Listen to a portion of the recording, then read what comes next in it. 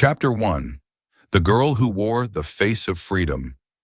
The neon lights of downtown Seattle shimmered on the rain-slicked pavement, casting sharp reflections in puddles.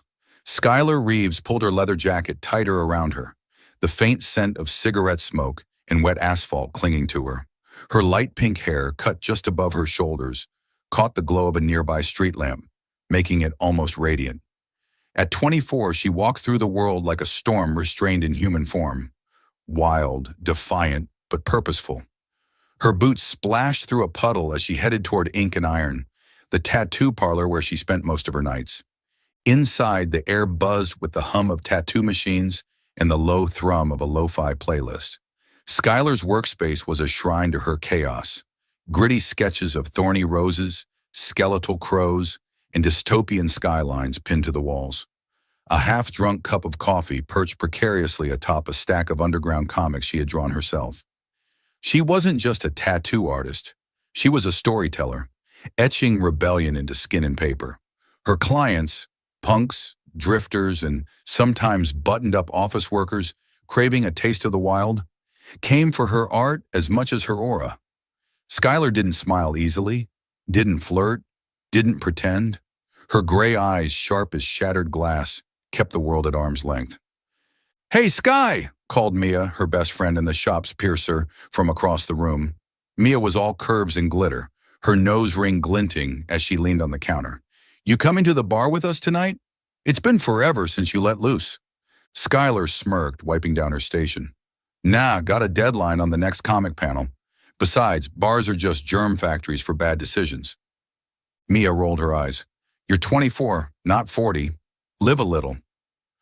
"I've lived enough," Skylar replied, her voice low but firm. She lived on her own terms, always had. Growing up in a string of foster homes had taught her early that the only person she could rely on was herself. She'd clawed her way out of that life, building a world of her own with ink and grit, and she kept her body her own. No boyfriends, no hookups, no mess. Not because she was afraid, but because no one had ever been worth the risk. To her, purity wasn't a virtue, it was a choice, a boundary she defined herself. Mia sighed, tossing a rag at her. "Fine, but I'm dragging you to the rusty nail later. You owe me for covering your ass with that client last week." Skylar caught the rag midair, the corner of her mouth twitching. "All right, but if another creep comes after you, you're on your own." The Rusty Nail was a dive bar 2 blocks from the shop, its walls plastered with peeling band posters and its air thick with the scent of cheap whiskey. Skylar leaned against the bar, sipping a lemon soda, eyes scanning the crowd. Mia had already hit the dance floor, laughing with a group of regulars. Skylar didn't mind the noise or the chaos. She just preferred to observe, like a lone wolf circling the campfire. That's when she saw him. In the back corner booth sat a man alone, his presence like a black hole sucking in light. He was older, maybe early 30s, with slicked back black hair, a jawline like a blade, and eyes that seemed to dissect everything they touched. His charcoal suit was perfectly tailored, radiating wealth, but the way he sat, still, predatory, radiated power. He wasn't drinking, wasn't talking, just watching, and now he was watching her. Skylar didn't flinch. She stared back, her expression a silent dare. "What do you want?" Most men would have looked away, intimidated by her energy. He didn't. Instead, a slow smirk tugged at his lips, like he'd just found something worth chasing. She turned back to her drink, ignoring the prickling at the nape of her neck. Men like him, rich, smug, were trouble she didn't need. She'd seen enough of their kind. The type who thought everything had a price, including people. Trouble came an hour later. Mia, tipsy and giggling, returned to the bar just as a bulky guy in a flannel shirt stepped in close, his hand sliding around her waist. Mia froze, her smile vanishing. "Back off, asshole," she snapped. "Come on, babe," he slurred, leaning closer. "Just having some fun." Skylar was off her stool in a second, blood boiling. She wedged herself between them, her 5'6" frame radiating threat. "She said back off," she said, voice low, each word like a blade. "Are you deaf?" The guy laughed, breath reeking of beer. What's this, your guard dog? He reached out like he meant to shove her aside. Big mistake. Skylar grabbed his wrist, twisted hard, and drove a punch straight into his nose. The crunch of bone was drowned by his scream as he stumbled back, blood pouring down his chin. The bar went silent for a beat, then erupted into shouts and cheers. Mia gaped, half laughing, half horrified. Sky, what the hell? Mia grabbed her hand, dragging her toward the door as the bartender started yelling about calling the cops. Skylar didn't resist, heart pounding with adrenaline and a dark satisfaction. She'd done what needed to be done. She always did. Outside, the cool night air slapped her face, grounding her. Mia was ranting about Skylar being crazy but badass when Skylar felt it again. That feeling of being watched. She turned, and he was there, the man from the booth, standing beneath a street lamp just yards away. Hands in his pockets, expression unreadable, but his eyes burned with something she couldn't name. Curiosity, respect, desire. Whatever it was, it raised goosebumps on her skin. Who's that? Mia whispered, following her gaze. No idea, Skylar muttered, but she didn't look away. Neither did he. Damien Cade hadn't planned on going to a place like the Rusty Nail. Dive bars weren't his scene. Too loud, too messy, too human. At 32, he preferred the sterile calm of boardrooms or the controlled chaos of his penthouse office at Cade Enterprises. His world was one of calculated risks and ruthless efficiency, where failing companies were bought, gutted, and reborn under his command. Emotion was a weakness, attachment, a liability. He'd learned that lesson long ago. But tonight he needed a change. A client had insisted on meeting here, a tech startup burnout circling the drain, and Damien humored him. The deal was done in 10 minutes. The startup was now his, ready for dismantling or reinvention. But he stayed, lingering in the shadows, watching the crowd like a scientist studying specimens. Then he saw her. She didn't fit. Not the giggling girls in tight dresses, not the swaggering guys chasing their next high. She was different. Pink hair, leather jacket, the way she stood, like she owed the world nothing. When their eyes met, he felt it, a jolt he couldn't explain. She didn't blush or look away. She challenged him, her gaze a dare. It stirred something in him, something he'd buried long ago. When she dropped the drunk with a single punch, Damien's curiosity sharpened into fascination. She wasn't just defiant. She was precise, controlled, a blade wrapped in rebellion. He wanted to know her. No, he needed to.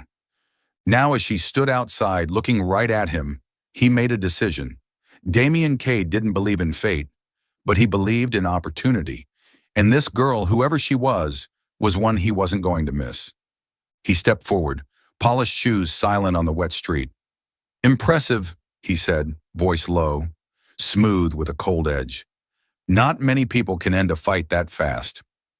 Skylar tilted her head, guarded. Not many people are dumb enough to start one with me. He chuckled, a deep, dangerous sound. I'm Damien Cade, he said. No title, no context. He didn't need it. His name carried weight, and he knew it. Skylar Reeves, she replied without hesitation, no awe in her tone. And I don't do small talk. Then I'll be brief. He stepped closer, close enough to smell her. Leather, ink, and something sweet, like jasmine. You're not like the rest of this place. I want to know why. Her lips curved, not a smile but a smirk. You don't know me, and you don't get to. Have a nice night, Damien Cade. With that, she turned, grabbed Mia's hand and walked away, boots splashing through the rain. Damien watched her go, heart steady but mind spinning. For the first time in years, he felt something close to anticipation. Skylar Reeves. He would find her again, and next time, he wouldn't let her walk away so easily. Chapter 2. The Man in the Shadows. Damien Cade sat in his penthouse office, the lights of Seattle's skyscrapers streaming through the glass walls, casting a cold glow across his chiseled face.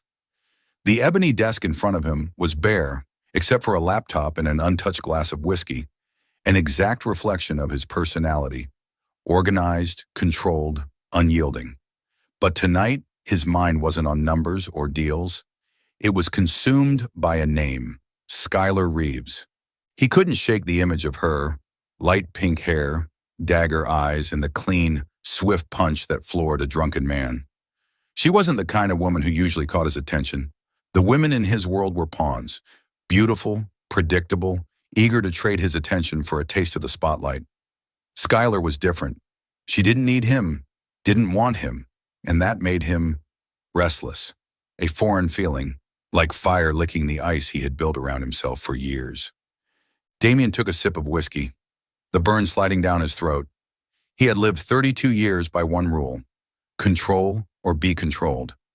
Emotion was a luxury, a weakness he'd eradicated the moment he watched his father, a failed businessman, crumble over love. But Skylar, with her wild defiance, had awakened something in him. Not love. He wasn't that naive. It was need, a desire to possess what couldn't easily be held. He opened his laptop and fired off a quick email to Ethan, his most trusted assistant. Find everything on Skylar Reeves, every detail. Fast. Ethan knew how to work. Silent, efficient. No questions asked. Damien didn't need to explain why he wanted the information. He just needed it. Within 2 days, Ethan sent a report. Skylar Reeves, 24, orphaned, grew up in the foster system, no family, no debt, no criminal record, makes a living as a tattoo artist at Ink and Iron and freelances as an underground comic illustrator under the alias Raven, lives alone in a small apartment in Capitol Hill. No social media presence, no digital footprint. One detail made Damien raise an eyebrow. She had never been in a serious relationship, and according to acquaintances, she kept everyone at arm's length. A wall, Ethan wrote. No one's ever gotten past. Damien closed the file and leaned back in his chair. She was a puzzle, and he hated puzzles without solutions. Yet he couldn't deny the flicker of excitement in his chest. Skylar wasn't someone to bribe or manipulate. She was a challenge, and Damien Cade had never lost a challenge. His mind shifted to the upcoming virtual reality game Cade Enterprises was launching, a cyberpunk world full of violence and art. The creative team was struggling with the visual concept. They needed a fresh perspective, something bold and original. Skylar, with her raw style and rebellious spirit, was the perfect fit. That would be the excuse to draw her into his world. But deep down, he knew the truth. He wanted her closer, not just for her talent, but because she made him feel alive. Skylar woke in her small apartment, weak sunlight filtering through the curtains. She lay on her mattress, staring at the cracked ceiling, her mind still echoing with images of Damien Cade. His eyes, cold yet burning, like they could see straight through her. She hated that.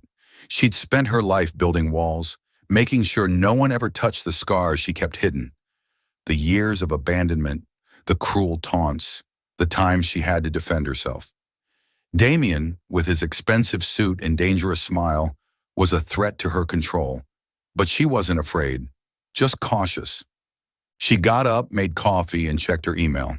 A message from an unfamiliar address. Cade Enterprises, inviting her to discuss a collaborative opportunity for a game project. The invitation was signed by Damien Cade. Skylar scoffed and tossed her phone onto the table. Who did he think she was? Some puppet he could pull strings on? She deleted the email without replying. She didn't need his money, his attention. She had ink and iron, she had her comic pages, she had freedom. That was enough. But her freedom didn't last long. The next night, when she arrived at the tattoo parlor, she found the glass door shattered, her sketches torn to pieces, and the word whore spray-painted in red across the wall. Skylar's heart pounded, not with fear, but with rage. Mia arrived moments later, gasping, hand over her mouth. Sky, what the hell? Who did this? Skylar didn't answer. She knelt, picking up a shredded piece of a drawing, one she'd made for a client. Anger flared, but beneath it was something familiar, the pain of being violated. She'd built this place from nothing, made it her home. Now it was ruined, and she had no idea why. The police came, but only took notes and promised to look into it. Skylar knew better. They wouldn't do anything. When Mia suggested calling someone for help, Skylar shook her head. I'll handle it. But a thought flickered in her mind. Damien Cade. He had found her. He wanted her to work for him. Could this be his doing? A way to force her hand? She didn't want to believe it, but doubt gnawed at her all night. The next morning, she looked up the address for Cade Enterprises, pulled on her leather jacket, and took the bus to the financial district. Damien's building loomed tall, glass and steel, a tower of power. Skylar entered the lobby, ignoring the receptionist's curious stare, and demanded to see Damien Cade. She was led to the top floor, where Damien was waiting in his office. He stood as she entered, his navy suit hugging his frame, his eyes gleaming like he'd been waiting for this moment. Skylar, he said, his voice deep, I knew you'd come. Don't flatter yourself, she cut in, walking straight up to his desk. My shop was trashed. If this is your idea of pushing me into a job, you picked the wrong girl to mess with. Damien frowned. For the first time, she saw a flicker of genuine surprise on his face. Vandalized, he said. I had nothing to do with that, but I want to know what happened. He gestured for her to sit, but she stayed standing, eyes locked on his. I'm not here to play games, she said. So say it. What do you want from me? Damien leaned forward, fingers steepled. I want your talent. My game project needs someone like you. Someone with an edge, who isn't afraid to break rules. But I won't lie. I also want to know who you are, Skylar Reeves, and I always get what I want. Skylar let out a dry laugh, but her heart beat faster. He wasn't hiding his intentions, and that blunt honesty was both terrifying and intriguing. I'm not a trophy for your shelf, she said, but if you can prove you had nothing to do with the attack, I'll consider your offer. Just consider it. Damien smiled, a slow, dangerous smile. Deal. But you'll see, Skylar, I'm not your enemy. I might be the best thing that's ever happened to you. She turned without replying, but as she walked out of his office, she felt his gaze trailing after her, like a promise or a warning. Chapter 3. The Unexpected Deal. Skylar stood in front of the shattered glass door of Ink and Iron, the smell of spray paint and scorched wood still heavy in the air. The police had come and gone, leaving behind a useless report and a vague promise to follow up. Mia had tried to stay and help clean up, but Skylar had sent her home. She needed space to face this wreckage alone. She knelt down and picked up a torn sketch, a crow with broken wings, the dried ink blotched like blood. The tattoo parlor wasn't just her workplace. It was where she had rebuilt herself, one design, one line at a time. Now it was ruined, and the anger inside her tangled with a fear she didn't want to admit. Fear that she might lose everything all over again. Damien Cade. His name circled her mind like an unwelcome melody. He had denied any involvement in the vandalism, and while logic warned her not to trust him, she had no evidence to the contrary. He had offered her an opportunity, a job, a way out. But Skylar wasn't naive. Men like Damien didn't give anything away for free. He wanted her, not just for her talent, but for something deeper, darker. And the scariest part? A small, repressed part of her wanted to know where he might lead her. She grabbed her phone, found Damien's email, and replied with a curt message. Meet me at the shop, 10 a.m. tomorrow. No greeting, no thanks. If she was going to step into his world, it would be on her terms. Damien arrived exactly on time, stepping out of a sleek black Bentley, his dark gray suit accentuating his tall frame. He stood outside Ink and Iron, eyes sweeping over the broken glass and scattered debris, with no surprise, no pity. Skylar, in a leather jacket and ripped jeans, stood with arms crossed in the doorway, watching him. She didn't want him to see her as weak. She didn't want him thinking she needed saving. Punctual, she said flatly. Thought billionaires were too busy for this. Damien smirked, stepping closer. I am busy, but you're worth making time for. Skylar rolled her eyes, though her heart beat faster. He had a way of speaking, direct, dangerous, as if every word was part of a calculated move. Let's cut to it, she said. What do you want me to do? And what do I get? Damien gestured for her to go inside. They sat on two worn armchairs amid the chaos of the shop. He pulled a folder from his jacket and slid it toward her. My virtual reality project, Eclipse. A cyberpunk world where players survive in a crumbling city. My design team is good, but they lack soul. I want you as the creative consultant to lead the visual direction, characters, environments, the whole aesthetic. 3 months. Do it well, and you'll have enough to rebuild this place or anything you want. Skylar flipped through the folder, glancing over rough sketches and detailed notes. The project was huge, bigger than anything she'd ever worked on, but she didn't let herself get swept up. She looked up, meeting his eyes. How much? $1 million, Damien said without blinking. Half up front, half upon completion. The number staggered her, but she didn't let it show. $1 million could rebuild Ink and Iron, clear any debts, even fund her own comic studio. But what was the real cost? She knew men like Damien. They never paid without expecting control in return. And if I say no, she asked, then you'll stay here, he said, his voice darkening, picking up pieces, wondering what the next attack will take from you. But I know you, Skylar. You're not someone who settles for defeat. She gave a dry laugh, but his words struck a nerve. He was right, and she hated that. She couldn't let Ink and Iron die, couldn't let her past drag her down again, but she also couldn't let him think she was easy to manipulate. I have conditions, she said, her tone sharp as a blade. I work for you, but you don't touch me. No flirting, no games, no bullshit. If you cross the line, I walk.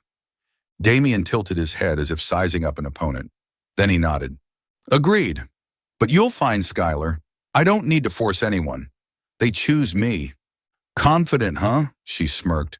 Keep dreaming. They shook hands, and as his palm touched hers, a jolt shot through her body. His hand was strong, warm, and she pulled away quicker than necessary. He smiled as if he knew exactly what she was thinking.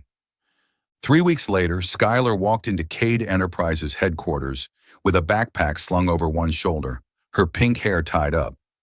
Damien's design team, a group of young creatives surrounded by laptops and coffee cups, stared at her like she'd just landed from another planet. She wore a punk band t-shirt, cargo pants, and old boots, completely out of place in the glass and steel environment of the corporation. But she didn't care. She was here to work, not to fit in. Damien introduced her to the team, his voice deep and commanding. This is Skylar Reeves. She'll lead the visual direction for Eclipse. She doesn't work the way you do, and that's exactly why I hired her. Listen to her, learn from her, or leave. Skylar raised an eyebrow, surprised by his bluntness, but she quickly took over the conference room, spreading her sketches across the table. Characters with piercing eyes, ruined cities cloaked in smoke and neon. She spoke about her vision, a world where beauty and violence intertwine, where every character carries a story. The room fell silent, then burst with questions. She answered sharply without sugarcoating, quick to shut down any idea she found weak or cliché. Damien watched from the back of the room, eyes fixed on her. She drove him crazy, not because she was talented, but because she never played by his rules. When he suggested the protagonist should be sexier, she shot it down. Sexy doesn't keep you alive in a world like Eclipse. Strength does. When he asked her to work late, she replied, I'm not your employee. I'm your partner. I work on my schedule. Every word from her was a blow to his control, but instead of anger, he found himself captivated. Skylar, meanwhile, was struggling with herself. Working with Damien was a constant test. He was smart, sharp, and always knew how to push her boundaries. There were moments in the heat of creative debate when she caught his gaze, not the gaze of a CEO, but of a man looking at her like she was the answer to a question he'd never dared ask. It scared her. She had promised herself no one would touch her heart, but every day with Damien, the walls she'd built trembled. One late evening, after the team had left, Skylar stayed behind in the design room, sketching on her tablet. Damien walked in, no suit jacket, sleeves rolled up, a coffee in hand. Not tired? He asked, setting the cup down in front of her. No more than you, she replied without looking up. Why are you still here? Don't billionaires have parties to attend? He chuckled softly, sitting beside her. I'd rather be here. Watching you work reminds me the world still has things worth fighting for. Skylar paused, looking at him. His words were so sincere they unsettled her. "Don't do that," she said quietly. "Don't pretend you care. We have a deal, remember?" Damien leaned in, close enough that she caught the scent of his cologne, sandalwood and smoke. "I'm not pretending, Skylar, and I haven't forgotten the deal, but I can't stop wanting you." She stood abruptly, heart racing. "Don't cross the line, Damien." He didn't follow as she walked out, but his gaze followed her, like a promise or a threat. Chapter 4. The First Night Together. Rain poured over the Cascade Mountains like a gray curtain, wind howling through the pine trees, shaking the SUV where Damien and Skylar sat. The business trip to a design studio on the outskirts of Seattle was supposed to be a one-day affair, but an unexpected storm had turned the mountain road into a muddy river. Damien sat in the driver's seat, hands gripping the wheel, his expression calm but his eyes sharp, as if he were daring the storm itself. Skylar in the passenger seat, arms crossed, stared out the window. Her pink hair was soaked from when they had to stop to check the tire, and her leather jacket was smeared with mud. "We can't keep going," Damien said, his voice deep but firm. "The road ahead is blocked by a landslide. There's a roadside inn a few miles back. We'll stay there until the storm passes." Skylar frowned, clearly not thrilled by the idea. Being stuck in a confined space with Damien, with no way out, was a challenge she wasn't prepared for. 3 weeks working with him had already left her exhausted, not because of the work, but because of the way he looked at her, the quiet way he chipped at the walls she'd built. But she had no choice. "Fine," she said flatly. "But if there's only one room, you sleep on the floor." Damien smirked, a quick flash of amusement. "You really do know how to make things difficult, Skylar." The inn was an old wooden lodge nestled beneath towering trees, soft yellow light glowing from the windows. The innkeeper, an elderly woman with silver hair, handed them the key to the only room left. "Only one bed," she said, eyes twinkling, as if she knew something they didn't. Skylar shot Damien a warning glance, but he only shrugged, his expression innocent. The room was small, just enough for a double bed, a wooden table, and a crackling fireplace. Skylar tossed her backpack into the corner, stripped off her wet jacket, and hung it near the fire. She wore a fitted black t-shirt, revealing the tattoos along her arms, a crow flying across a starry sky, a thorned rose curled around a dagger. Damien stood near the door, removing his suit jacket, his white dress shirt clinging from the rain, highlighting the solid lines of his body. She tried not to look, but his gaze, as always, felt like it pierced right through her. "I'll sleep by the fire," Skylar said, grabbing a blanket from the bed and laying it on the floor. "You get the bed." Damien frowned.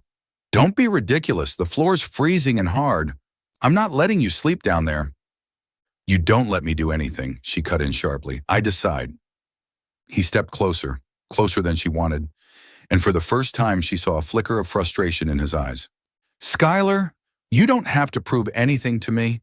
I respect your boundaries, but I won't let you punish yourself just to keep your distance." She opened her mouth to argue, but something in his voice, rare sincerity, stopped her. She gave a reluctant nod. "Fine, but you stay on your side of the bed and keep your hands to yourself." He chuckled softly, the sound low and warm, unsettling her. "I'm always on my best behavior, unless you don't want me to be." She glared at him, but her heart raced.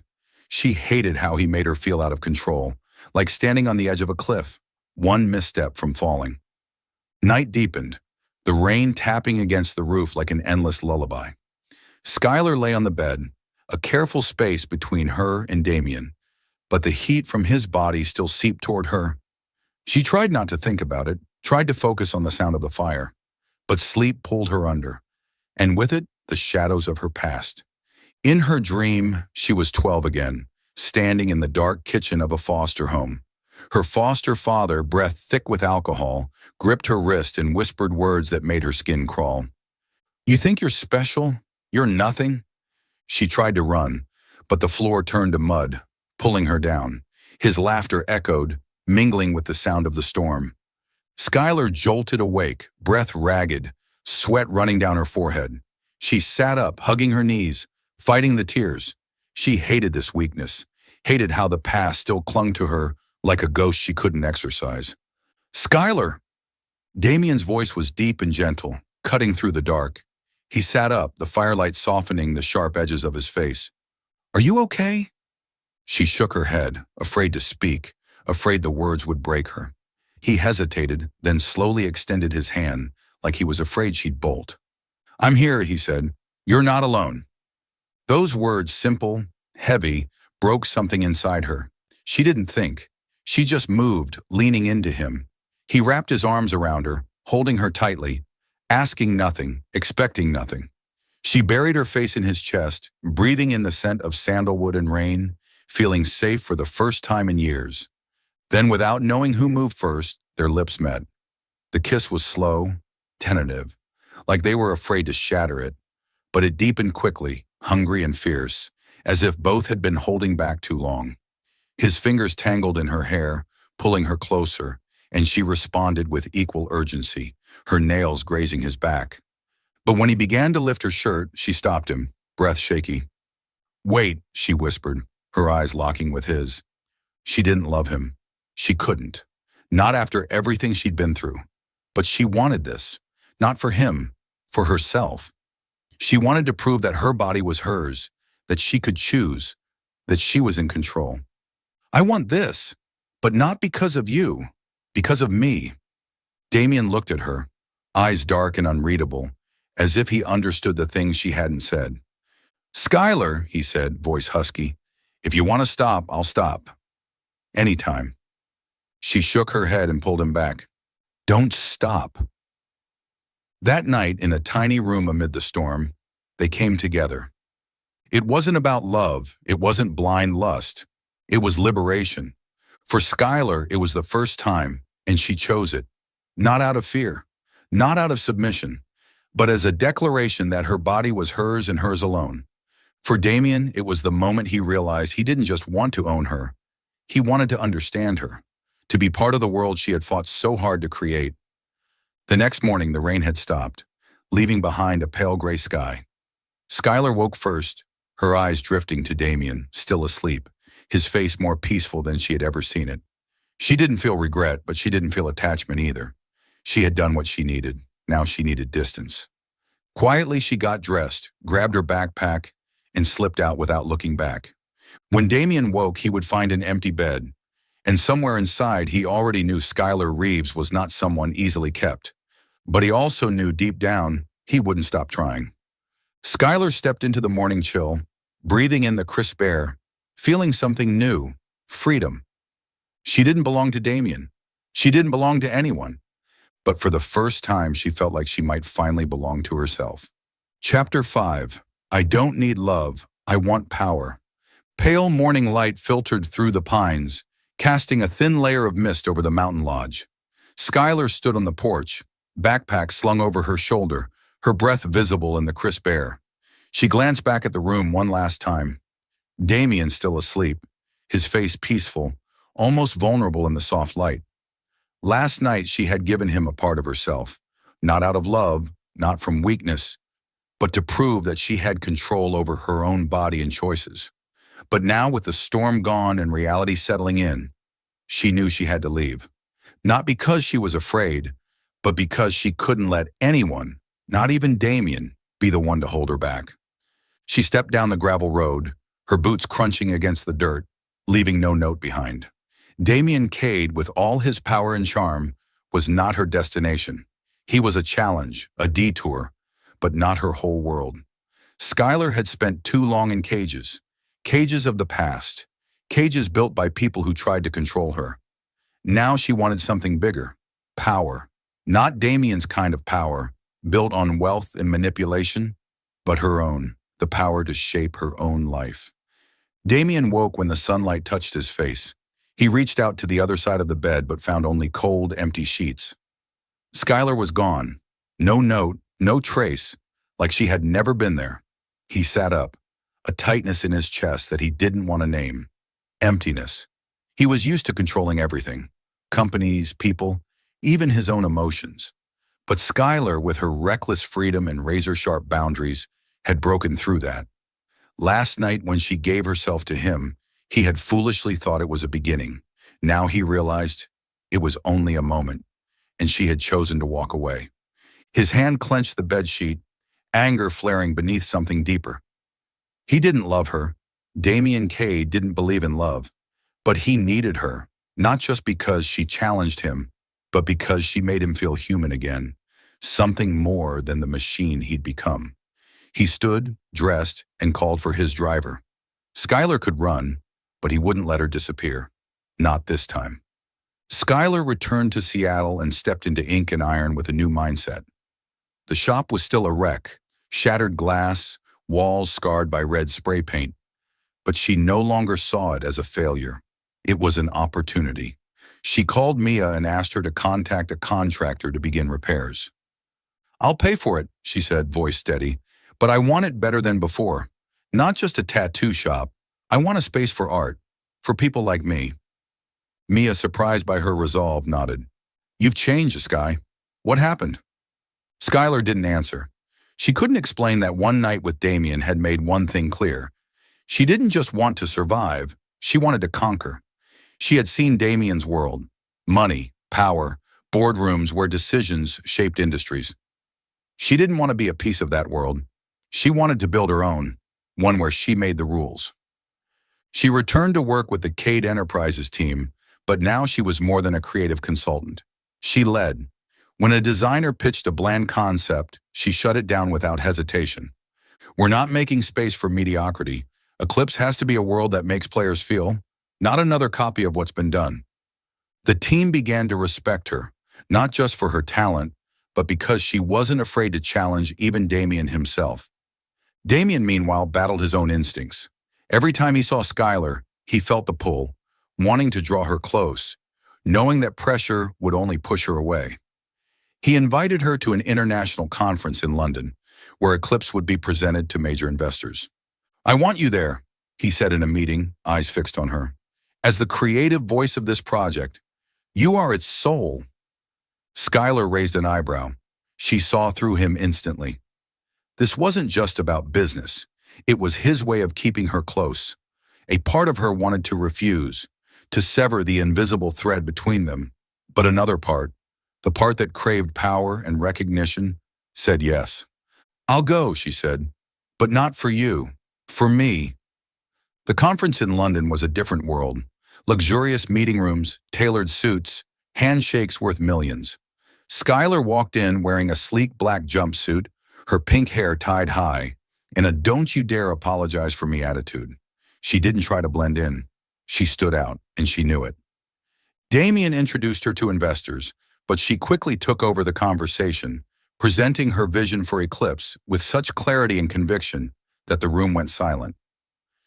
"Ms. Reeves," one older investor said, eyes gleaming, "I've never seen someone turn a game into a narrative like this. I want to invest, and I'd like to work with you on other projects." Skylar smiled, not to please, but like someone who knew her worth. "Let's talk," she said, handing him a new business card. It read, "Skylar Reeves, Creator." She didn't need Damien to open doors anymore. She was breaking them down herself. Damien watched from across the room, his heart tight with a mix of pride and something like pain. She didn't need him, and that truth made him admire her even more, and fear her just a little. After the conference, he found her in a quiet corner of the ballroom, sipping champagne, eyes distant. "You did great," he said, stepping beside her. "They hung on your every word." Skylar shrugged, but a faint smile tugged at her lips. "They're not the ones I'm trying to impress." He leaned in, voice low. "Then who is?" She looked at him, her gaze like a blade. "Myself. I don't need love, Damien. I don't need you. But I'll take what you can offer. Opportunity, power, anything that helps me build my world." Her words cut deep, but Damien didn't flinch. "And what if I want more than that? What if I want you, not as a prize, but as a partner?" She let out a dry laugh, but for a moment, her eyes flickered. Just a crack. "You have no idea what you're asking for, Damien. I'm not someone you can keep, but if you want to try, go ahead." She walked away, leaving him in the quiet tension of hope and uncertainty. Skylar Reeves wasn't someone to love, not someone to own, but she was fire, and Damien knew he wouldn't stop trying to burn with her. Chapter 6. The Woman Beside the CEO. London at night was a canvas of light and shadow, cobbled streets glistening under the street lamps, blending with the low hum of the city. Skylar stood in the grand lobby of the Mandarin Oriental Hotel, where the Ascend International Conference was being held, preparing for the final discussion panel. She wore a sharply tailored black blazer paired with fitted leather pants and her worn-out boots. Her pink hair was loosely tied back, a few strands falling naturally around her face. She didn't try to blend in with the crowd of stiff-suited executives. She wanted them to remember her, not as one of them, but as someone leading the way. Today, Skylar wasn't pitching to investors like she had in previous sessions. Instead, she'd been invited to a live debate with creative directors from top tech firms, skeptics who doubted that Eclipse, with its bold artistic vision, could thrive in the mainstream market. She stood on stage, the spotlight warming her skin, aware of the critical eyes watching. One director, Elena Voss from a major gaming corporation, spoke first, her tone sharp.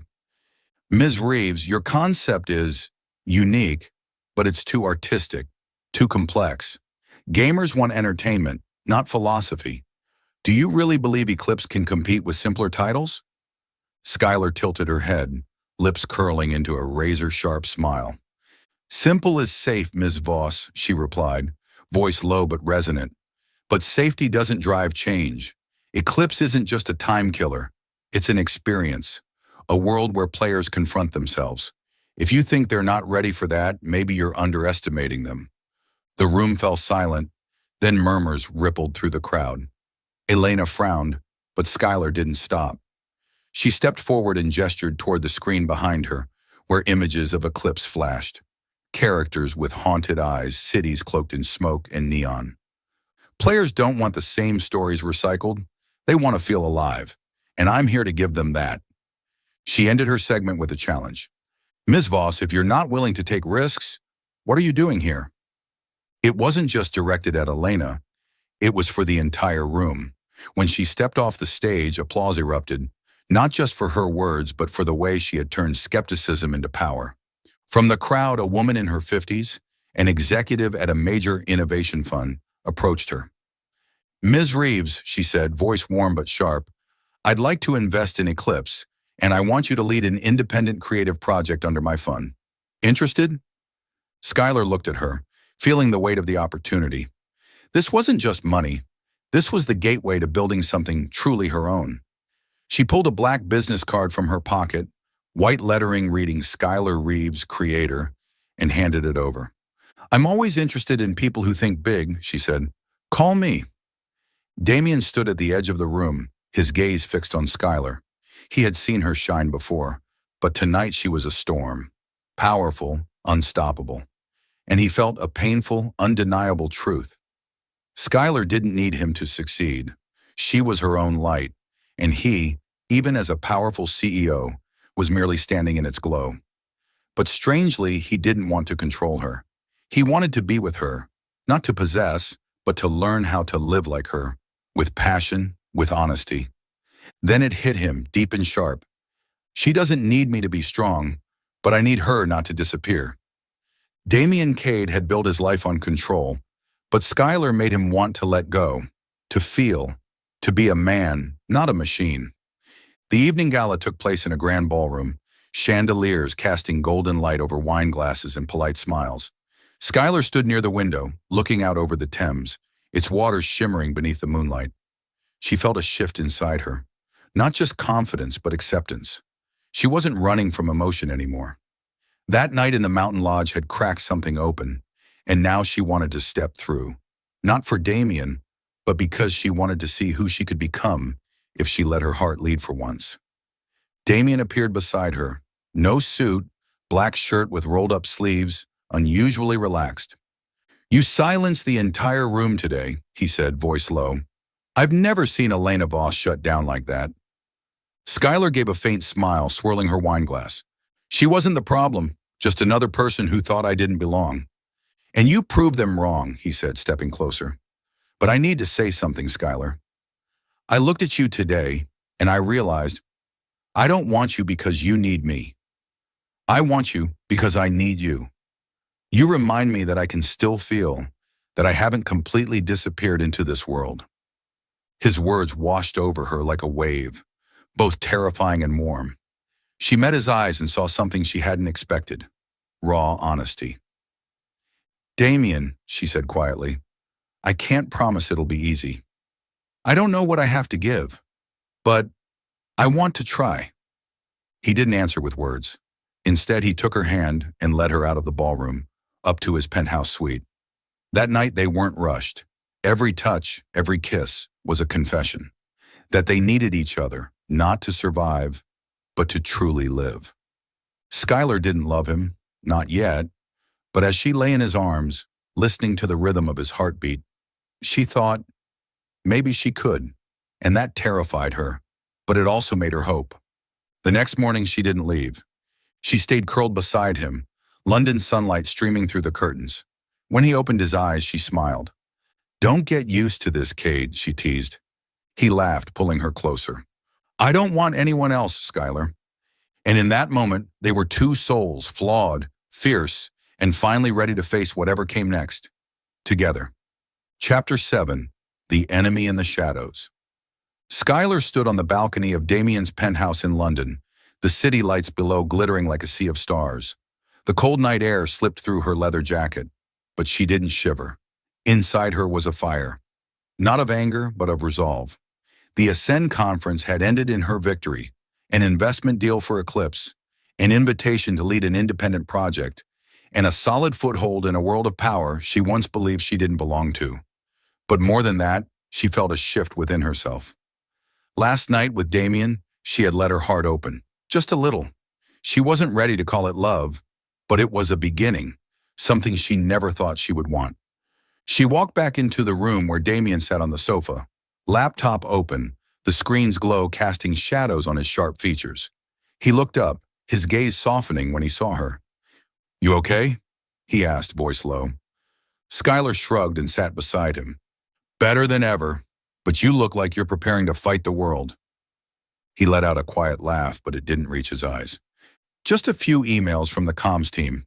They want to start planning the Eclipse campaign post-conference." He paused, his eyes lingering on hers. "Skylar, you made the whole world look today. I'm proud of you." His words made her heart skip, but she only smirked. "Careful, Cade. You're going to make me blush. I'm not used to that." He was about to say something else when her phone buzzed. She glanced at the screen. A message from Mia. "Sky, you need to see this. Now." Attached was a link to an article. Skylar frowned and tapped it. The headline hit her like a punch. "Damien Cade's secret lover, escort or creative genius." The article, posted on a notorious gossip site, accused Skylar of being a high-end escort kept by Damien to boost his image. It painted her as a gold digger using her looks and relationship to climb into the role of creative consultant. There were even photos, one taken that morning, of her leaving the hotel, eyes cold, her pink hair unmistakable. Her blood boiled, but not with shame. She'd endured whispers and judgment since she was a child, when foster parents called her trash or a mistake. But this was different. This was a deliberate attack, one aimed at destroying the reputation she had just begun to build. She scrolled through the article, searching for the author's name. None. Just a pseudonym. But one detail made her freeze. It mentioned a source close to Cade Enterprises. She looked up to find Damien watching her. His face darkened. "Skylar," he said tensely, "let me see." She handed him the phone, eyes locked on his face. As he read, his jaw clenched, fury rising behind his cold composure. "This is garbage," he growled, tossing the phone onto the table. "I'll have legal take it down. It'll be gone in hours." Skylar stood, her voice calm but sharp as a blade. "No, Damien, this isn't your fight. I'll handle it." He stared at her, shocked and angry. "Skylar, this isn't a game. They're smearing you, and me. I can make this disappear." "And let them think I'm hiding behind you?" she cut in, eyes burning. "I don't need a knight, Damien. I've spent my life being labeled trash, failure, Nothing. I won't let some sleazy article take away what I've built. Damien stood and moved closer, voice low and urgent. I know you're strong, but I can't stand by and watch them hurt you. She held his gaze, her heart thudding, not with rage but with the knowledge that he truly cared. But she couldn't let him fight this battle for her. This is my war, she said, and I'll win it, my way. By the next morning, the rumors had spread like wildfire. Social media flooded with comments, curious, cruel, venomous. Skylar sat in her hotel room, scrolling through the posts. She's just a prostitute pretending to be an artist. Damien Cage sure knows how to pick his toys. Each line felt like a blade, but she didn't flinch. She had faced worse from people who were supposed to care for her. She wasn't weak, not anymore. Mia called via video, her face tight with worry. Sky, are you okay? I swear, I'm buying a flight to London to beat up every reporter I see. Skylar gave a dry laugh, her eyes steely. I'm fine, Mia, but I need your help. Find out who's behind this article. I've got a feeling it wasn't random. While Mia started digging, Skylar received an email from Kate Enterprises' media team offering to release a formal statement to deny the rumors. She deleted it. She didn't need anyone to speak for her. She opened her laptop and began to write, not to defend herself, but to tell her story. Meanwhile, Damien wrestled with his own fury. In his temporary hotel office, he called his legal team, demanding they trace the leak. When Ethan, his assistant, called back, Damien could hardly believe the words. Lydia Kane, Ethan said.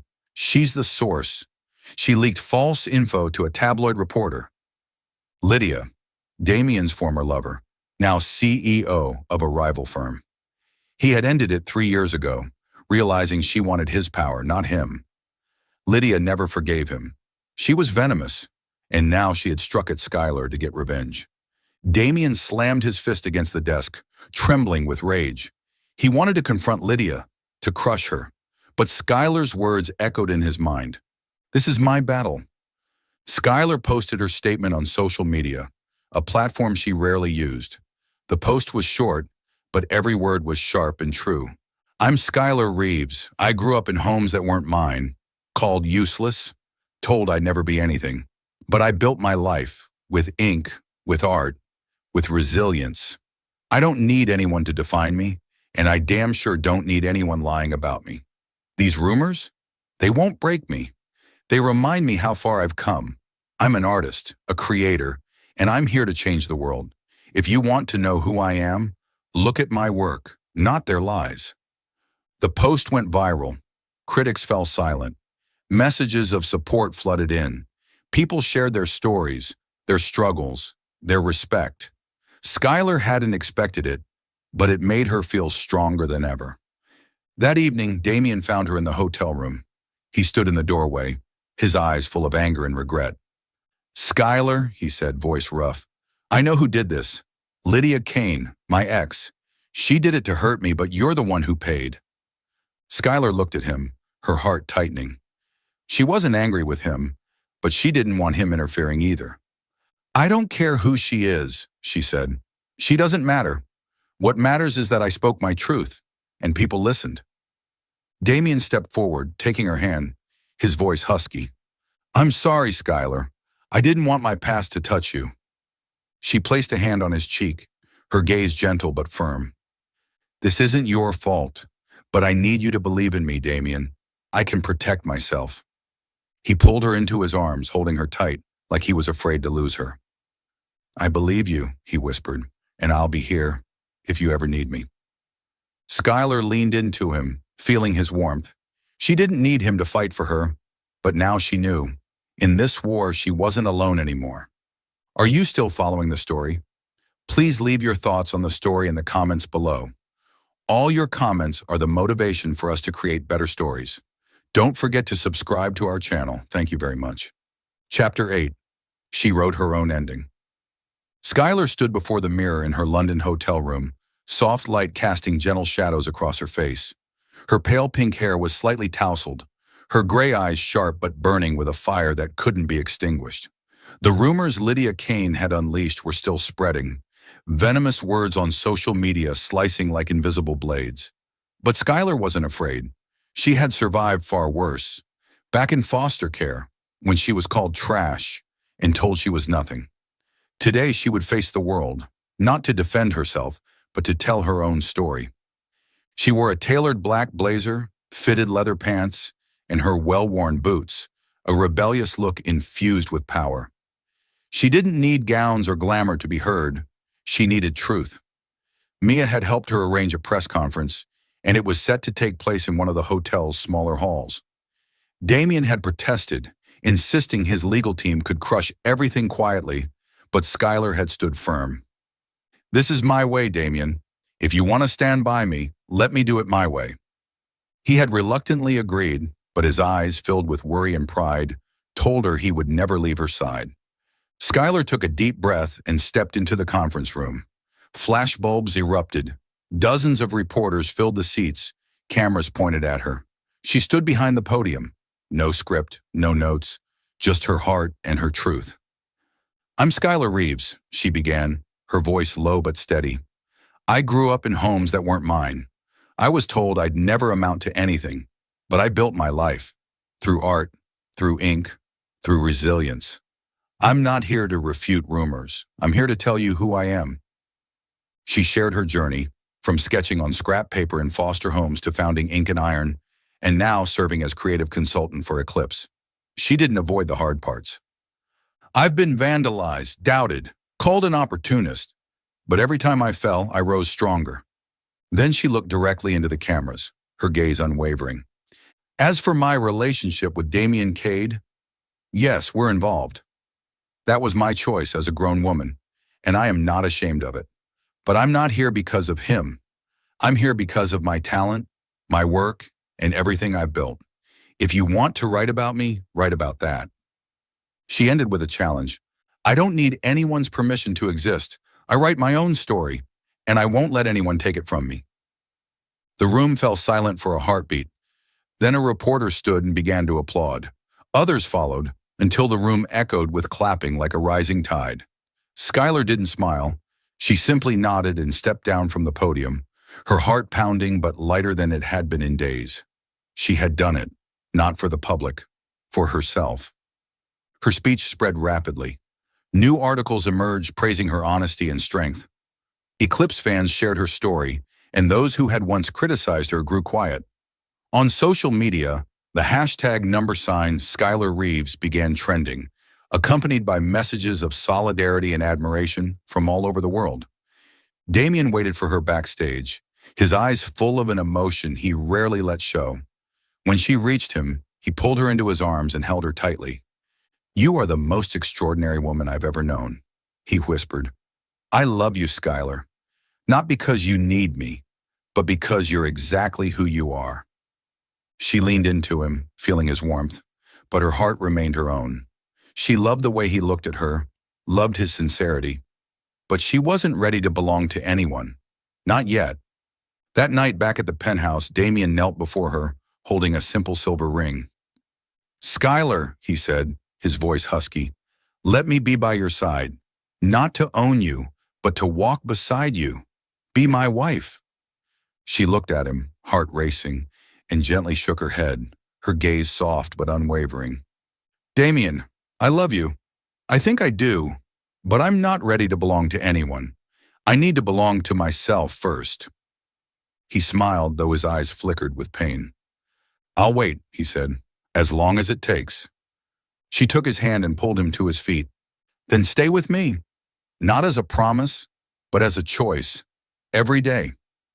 He kissed her, deep and sincere, as if it were a vow spoken without words.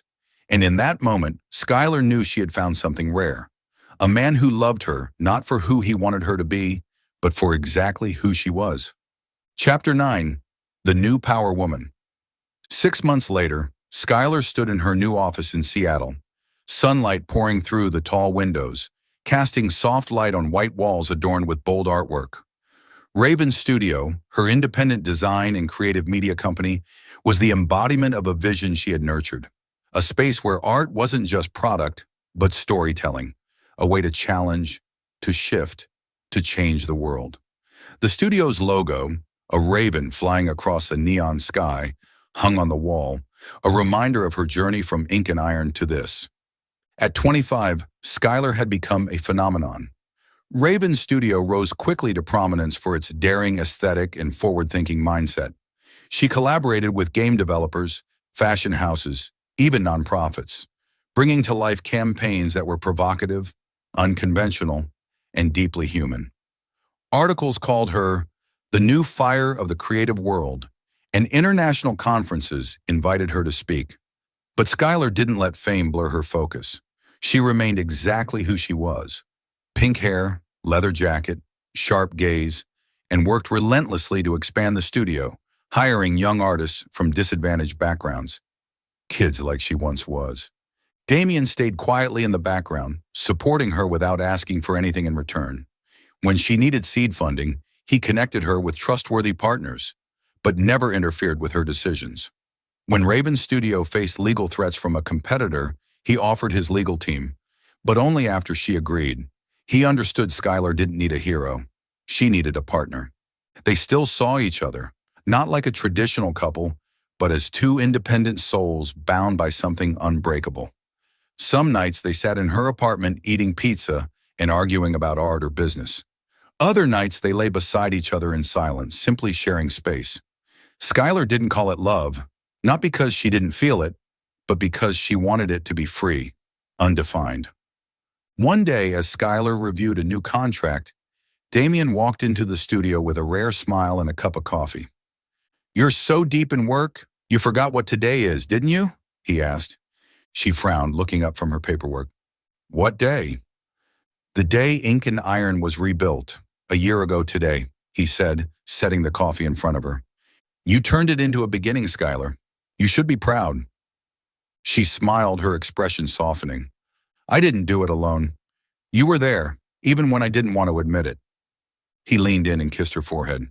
"I was just lucky to walk alongside you." Skylar looked at him, feeling a warmth she used to fear. She didn't need him to succeed, but she wanted him there. Not because she was weak, but because he made her feel even stronger. "Thank you," she said quietly, "for never trying to keep me." He smiled, eyes sparkling. "You're the wind, Skylar. I just want to keep up."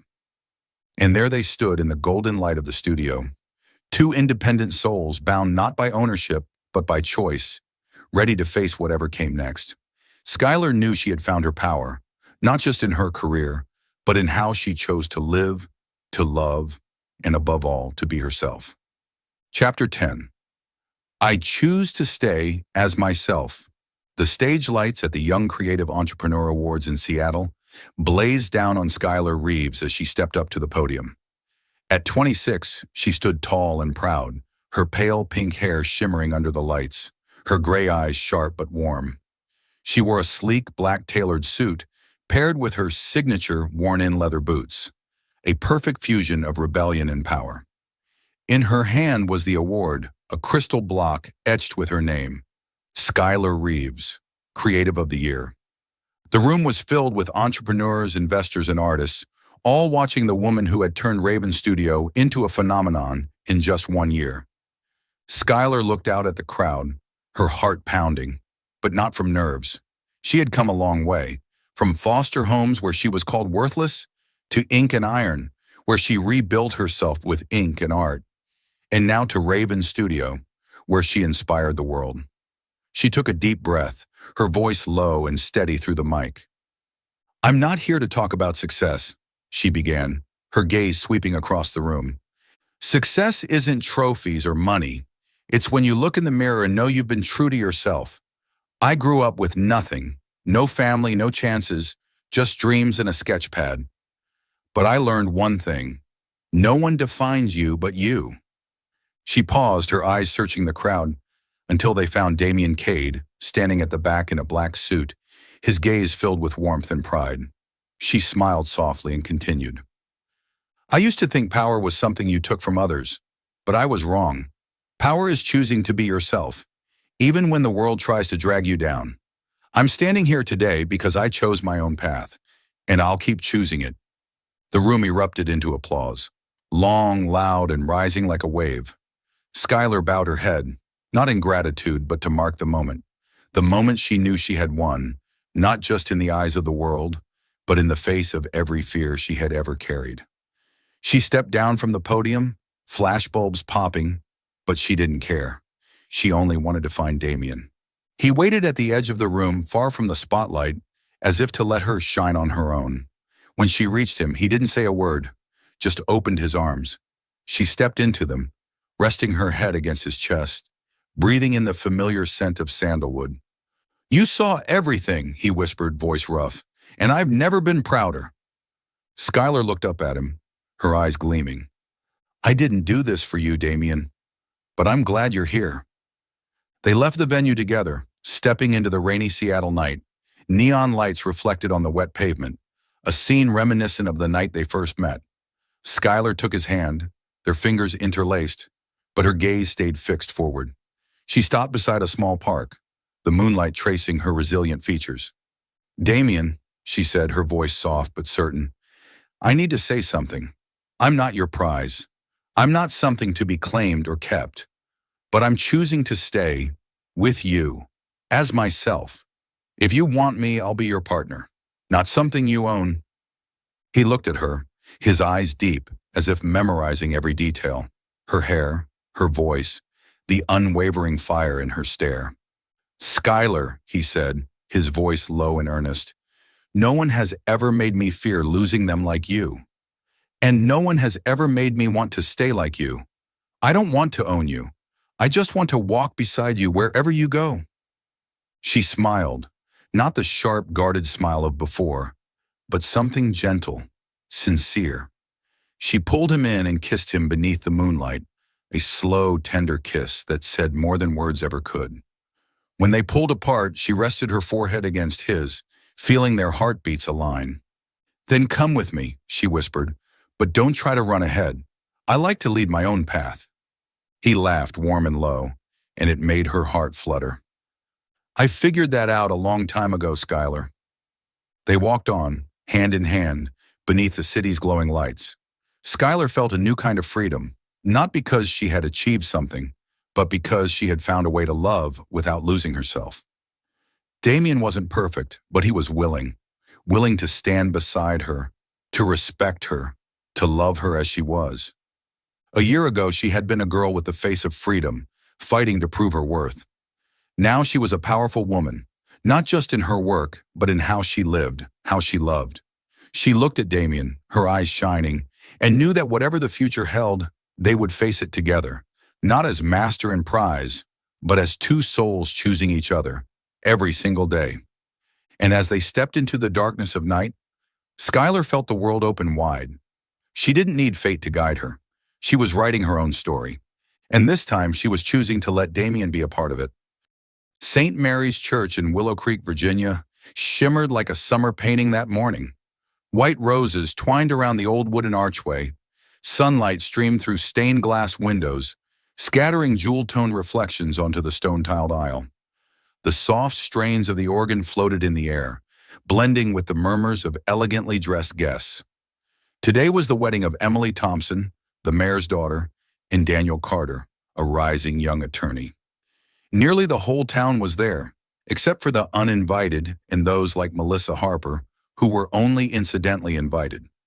Melissa, 28, sat quietly in the very last pew, tucked beside her 6-year-old daughter, Linda. Her pale blue cotton dress, clean and neatly pressed, still looked out of place among silk gowns and custom-tailored suits. Linda, in a hand-me-down floral dress, clutched her fabric doll, wide brown eyes taking in everything. Melissa smoothed down her daughter's messy brown curls, trying to stay calm even as her heart raced. She didn't belong here, and she knew it. Daniel, the groom, had been a regular at the cafe where Melissa worked. He always ordered his coffee black, tipped generously, and chatted with her about the weather, baseball, or how Linda loved to draw.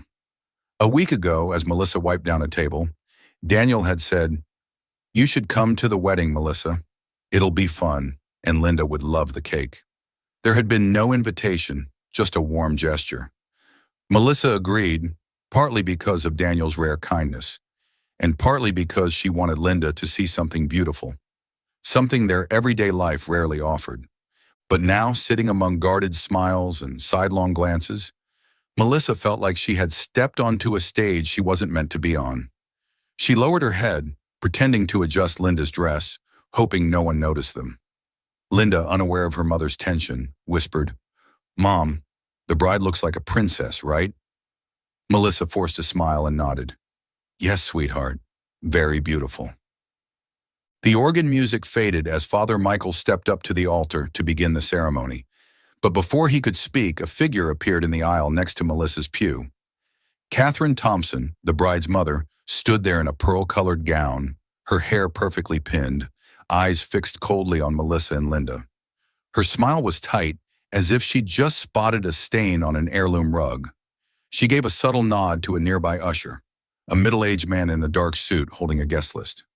"Excuse me," the usher said quietly, bending down to Melissa, his voice polite but firm. "May I see your invitation?" Melissa felt heat flood her cheeks. She gripped Linda's hand and tried to keep her voice steady. I don't have one. Daniel, the groom, invited me personally." The usher frowned, glancing at the list. "Your name, please." "Melissa Harper," she said softly. People nearby had already started to turn, eyes filled with curiosity, judgment. A woman in pearls whispered to her neighbor, and Melissa caught fragments. "Waitress." "Inappropriate." The usher flipped through the list and shook his head. "I'm sorry, but you're not on here. And, the VIP section is full. Perhaps you should—" He trailed off, but the message was clear. "You don't belong here." Melissa swallowed hard, shame rising like a tide. She stood, pulling Linda with her, avoiding eye contact. "It's okay," she murmured, voice shaking. "We'll go." Linda, still clutching her doll, looked up, confused. "Mommy, did we do something wrong?" The question cut like a blade. Melissa knelt beside her, hugging her tightly. "No, sweetheart, we didn't do anything wrong. It's just a misunderstanding." But in her heart, she knew it wasn't a mistake. It was the truth she tried to ignore. In Willow Creek, a single mom who lived in a cramped apartment and worked at a diner would always be an outsider. Catherine, standing just feet away, turned back to her circle of friends with a triumphant smile. Melissa heard the brittle laughter, sharp as shattered glass. She straightened, held Linda's hand tightly, and walked down the aisle, her spine stiff even as every part of her wanted to shrink away. The eyes followed them, as if she and her daughter were a stain on the picture-perfect canvas of the day. At the doors of the church, a breeze carried the scent of roses and fresh-cut grass. Linda tugged at her mother's hand, voice hopeful.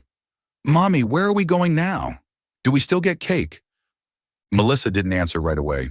She looked down at her daughter, those bright eyes, that innocent smile, and reminded herself to stay strong, if only for Linda. "We're going home, honey," she said gently but firmly, "and I'll bake you a cake. Better than wedding cake." Linda nodded, though her eyes drifted back toward the church, where the organ music had resumed. Melissa tightened her grip on her daughter's hand and stepped through the arched gate. She didn't see the man in the gray suit watching from a few pews away, his gaze sharp yet conflicted. That man, Mason Whitaker, had seen everything, and soon he would change Melissa's life forever. But that's a story for another day. A light drizzle had begun to fall over the lawn of St. Mary's Church, the raindrops beating on blades of grass and shimmering faintly beneath the soft midday light.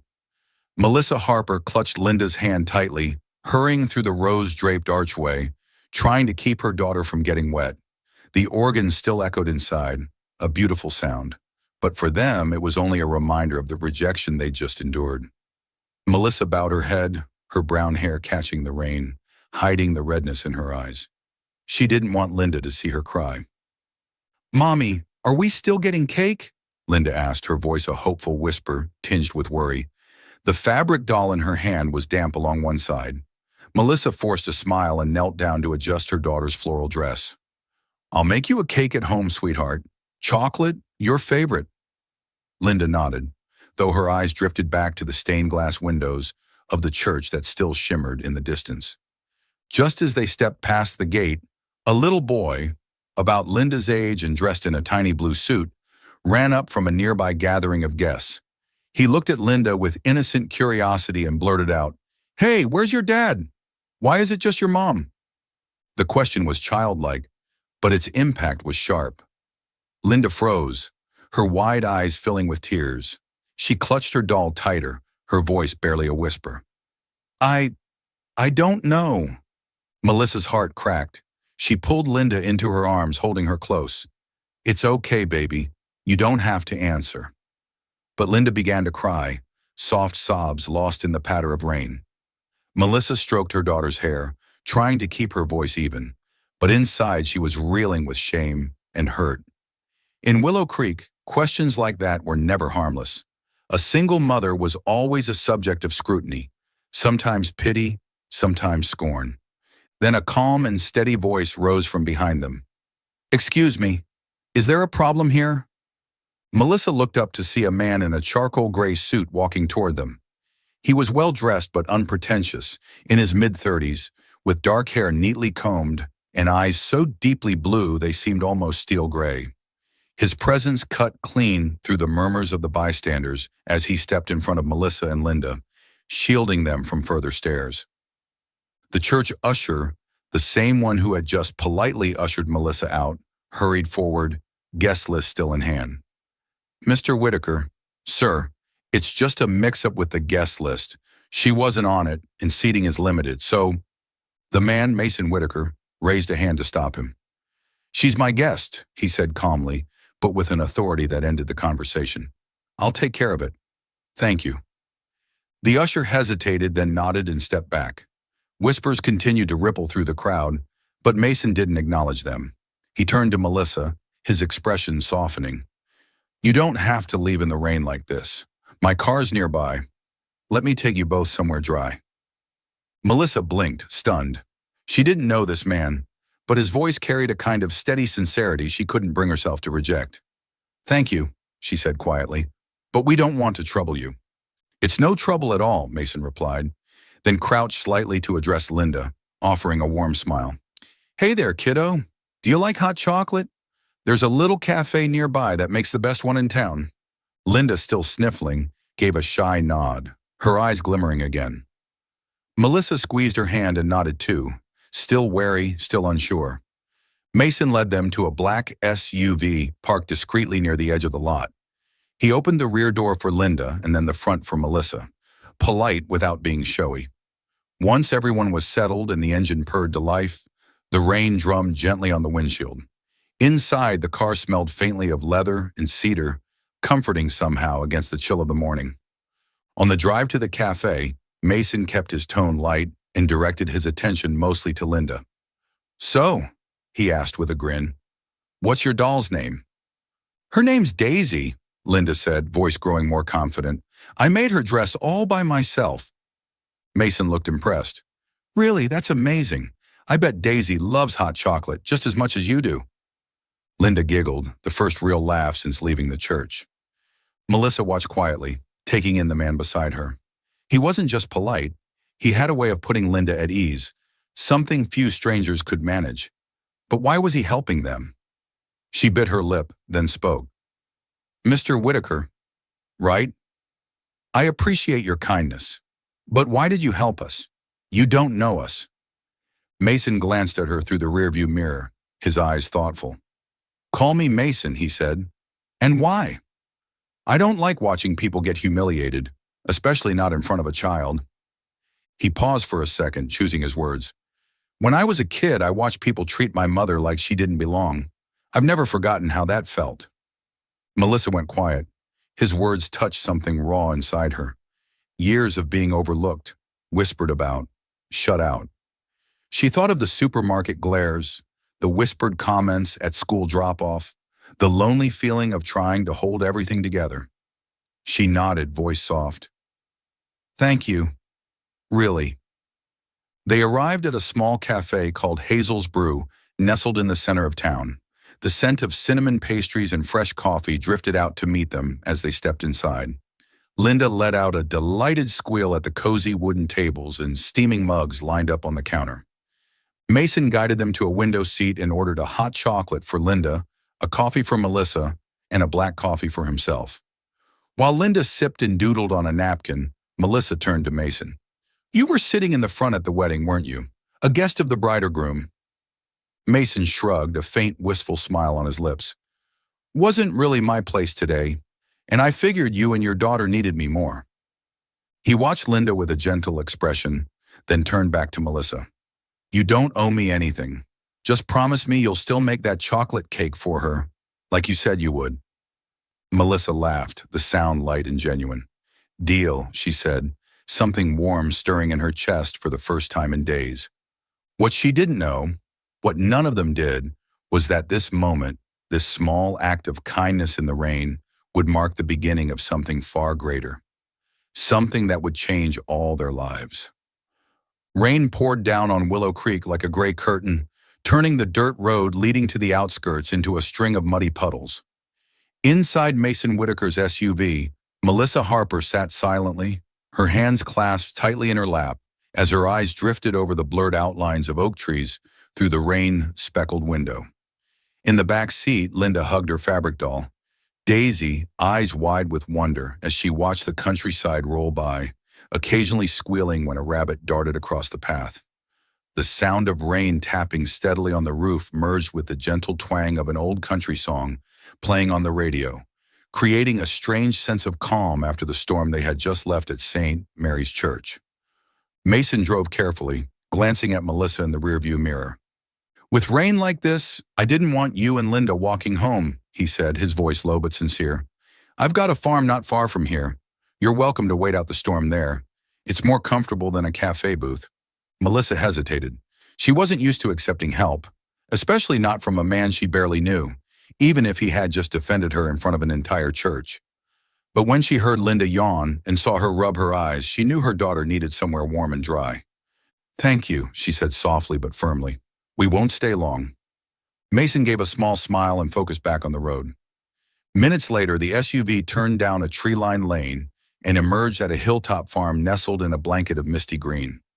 The main house was made of oak and stone, with deep red roof tiles and large windows that looked out onto open meadows. A small garden framed the home, filled with wildflowers and apple trees, charming and understated, not opulent, but deeply inviting. Melissa thought it didn't look like a millionaire's estate. It looked like a home with a soul. As the SUV pulled up to the front, an older woman stepped out from the doorway, holding an umbrella. Her gray hair was tied back neatly, and she wore a forest green sweater and jeans. Her smile was kind, cutting through the dampness in the air. Mason, you're home early, she said, her gaze drifting to Melissa and Linda, with gentle curiosity. And this is... Ruth, this is Melissa and Linda, Mason replied as he opened the back door for Linda. They'll be staying a while. Rain delay. Can you set up the guest room? Of course, Ruth nodded and waved Linda over. Hi there, sweetheart. You like cookies? I just baked a batch. Linda, still shy but intrigued, nodded. Her eyes brightened at the mention of cookies. Melissa managed a grateful smile, the tension in her chest loosening slightly. Ruth ushered them inside. The living room was spacious and warm, with a stone fireplace and bookshelves brimming with old novels. The air smelled of pine wood and fresh-baked cookies. Linda, still clutching Daisy, ran to the wide window and exclaimed, Mommy, look! There's a rainbow! Melissa joined her at the window, her heart softening at the sight of the pale arc stretched across the stormy sky. She gently smoothed Linda's damp curls, grateful that her daughter was smiling again. While Ruth prepared the guest room, Mason poured a cup of hot tea and handed it to Melissa. Are you okay? He asked, his voice careful, as if afraid of overstepping. I'm fine, Melissa replied, wrapping her hands around the cup. Today just didn't go the way I hoped. I only wanted Linda to have a nice day. She glanced toward her daughter, who was now peering out into the garden. This place, do you live here alone? It's beautiful. Mason nodded, a trace of melancholy in his eyes. Mostly alone. Ruth's been here since I was a kid. The farm's been in my family forever, but I restored it after... He trailed off, fingers tapping lightly against his coffee cup. After an accident, a few years ago, someone I loved passed away. Melissa blinked, surprised by the openness. I'm sorry, she said quietly. That must have been hard. Mason shrugged, the smile on his lips failing to mask the sadness behind his eyes. I got used to it, or at least I've tried to. He changed the subject, voice softening. I fund some community projects around Willow Creek. After-school programs, small grants. I stay out of the spotlight, though. Maybe that's what you and I had in common today. Not belonging in that church. Melissa chuckled lightly for the first time in hours. Maybe, but you've done so much. I'm just trying to raise Linda, one day at a time. She looked out at her daughter who was chasing butterflies across the garden despite the light drizzle. Don't say that like it's small, Mason replied. Raising someone like her, it's no small thing. You're doing better than you think. He stood and nodded toward the door. Want to go outside with her? The garden's prettiest in the rain. Melissa nodded, and together Mason, Melissa, and Linda stepped into the garden under the dripping apple trees. Linda delighted in picking wildflowers, chatting about Daisy and how she wanted to be an artist someday. Mason listened closely, asking questions that made her giggle. Melissa watched, realizing he wasn't just kind. He made people feel seen, even while carrying pain of his own. As dusk settled over the hills, Ruth called everyone in for dinner: pumpkin soup, warm bread, and apple cookies. Linda, tired after a long day, nearly fell asleep at the table. Ruth guided her upstairs to a cozy guest room where a folding bed had been prepared with lavender-scented sheets. Linda hugged Melissa tightly and murmured, "Mommy, this place feels like Grandma's house." Then she drifted off, peaceful in a way Melissa rarely saw in their cramped apartment. Melissa stayed beside her for a while, brushing hair from her forehead. Her heart ached and eased at the same time. When she returned to the living room, she found Mason standing by the fireplace, staring into the flames. "She asleep?" he asked, not turning around. "Like a rock," Melissa replied. "Thank you, Mason. Not just for today, for everything. Linda doesn't get this kind of peace very often." Mason nodded, still watching the fire. "You don't need to thank me. I just did what felt right." He glanced at her briefly, offering a small smile. "Get some rest. The rain should stop by morning. I'll drive you both home." Melissa nodded and turned toward the guest room. But even as she walked away, she couldn't shake the feeling that this farm, and the man by the fire, had just opened a door to something she never dared hope for. Morning sunlight filtered softly through the window of Mason Whitaker's small library, casting golden stripes across the gleaming hardwood floor. The space wasn't large, but every inch of it glowed with the warmth of time.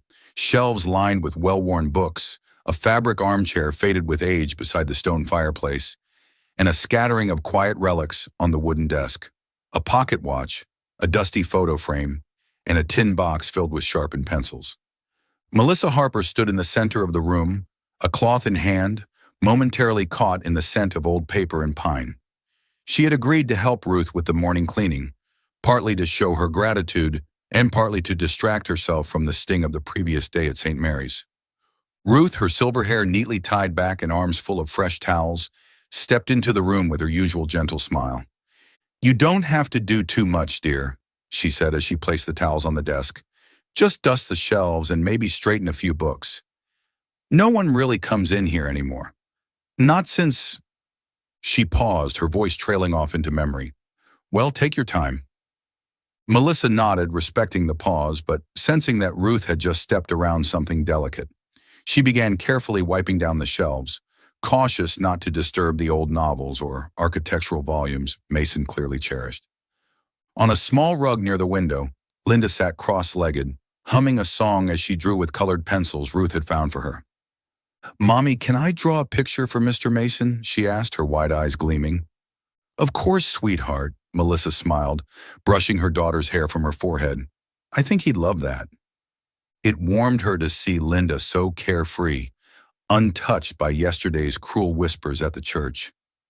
This house, this land, it was offering her daughter something rare and precious: peace. As Melissa worked her way to the lower shelves, her cloth brushed against a slim, leather-bound notebook wedged between two large hardcovers. Curious, she pulled it free. The leather was cracked and soft, bound shut with a faded blue ribbon. When she untied it, A rush of time seemed to exhale from the yellowed pages. The first page read, Sarah, 2020. Melissa froze.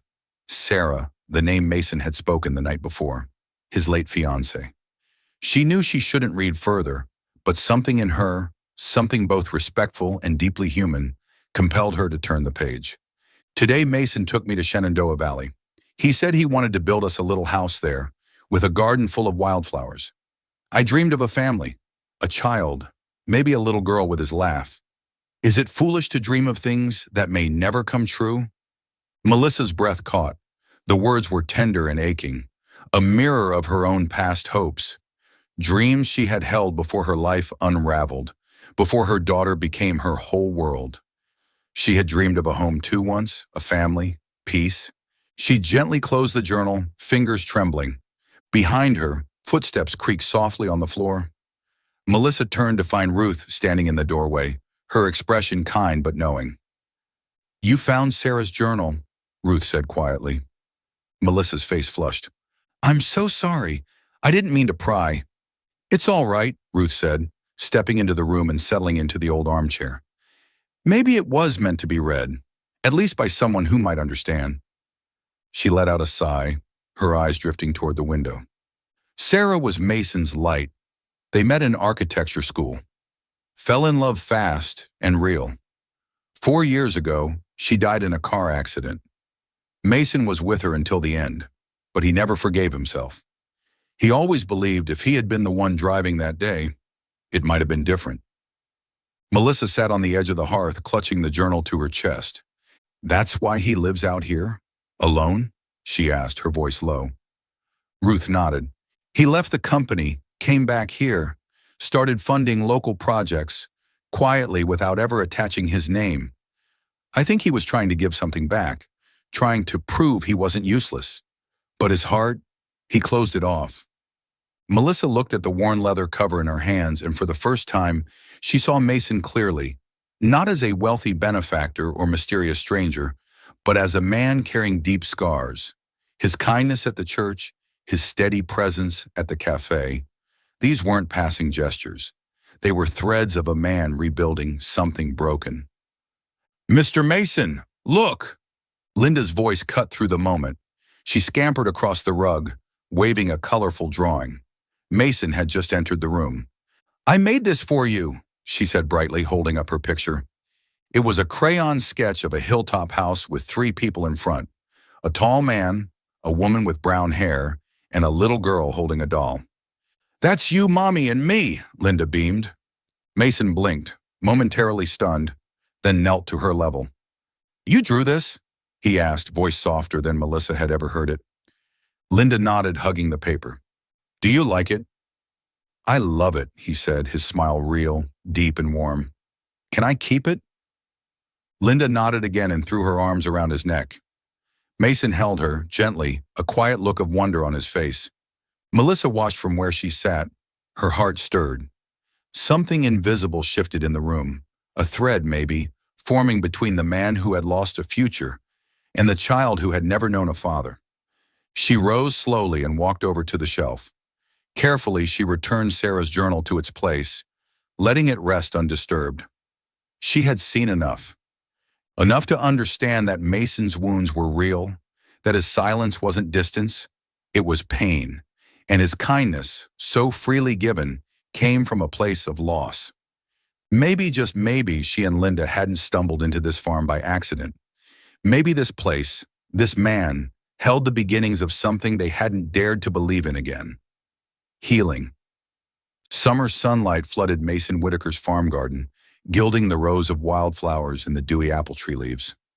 A light breeze carried the scent of freshly cut grass and warm earth, bringing life to the lush green hillside on the outskirts of Willow Creek. Melissa Harper stood in the garden, holding a small pair of pruning shears, trimming back the overgrown rose bushes. Her cotton shirt fluttered in the wind, and for the first time in many months, she felt a quiet peace creeping into her heart. Just a few steps away, Linda was chasing a butterfly, her clear laughter echoing like a melody. It had been 2 weeks since Melissa and her daughter arrived at the farm after the rain and the incident at St. Mary's Church. What began as a temporary shelter had become a part of their life. With quiet sincerity, Mason had offered for them to stay until Melissa found a more stable job. She had agreed, not just because their cramped apartment was no place she wanted Linda to grow up, but because this farm, with its garden and warm meals, seemed to be healing wounds she hadn't even realized she carried. That morning, Melissa helped Mrs. Ruth tend the garden. A simple task, but one that made her feel useful. She weeded, watered the plants, and chatted with Mrs. Ruth about everyday things. Weather, apple jam recipes, or how Linda loved to draw everything she saw. Meanwhile, Linda sat under an apple tree with her notebook and crayons, humming as she sketched. Melissa watched her daughter, her heart heavy with love. Linda laughed more, slept better, and her eyes lit up every time she talked about the farm. The sound of footsteps on grass made Melissa look up. Mason stepped out of the house, wearing a gray t-shirt and jeans, carrying a tray of lemonade. He set the tray on the wooden table in the garden and smiled at Linda.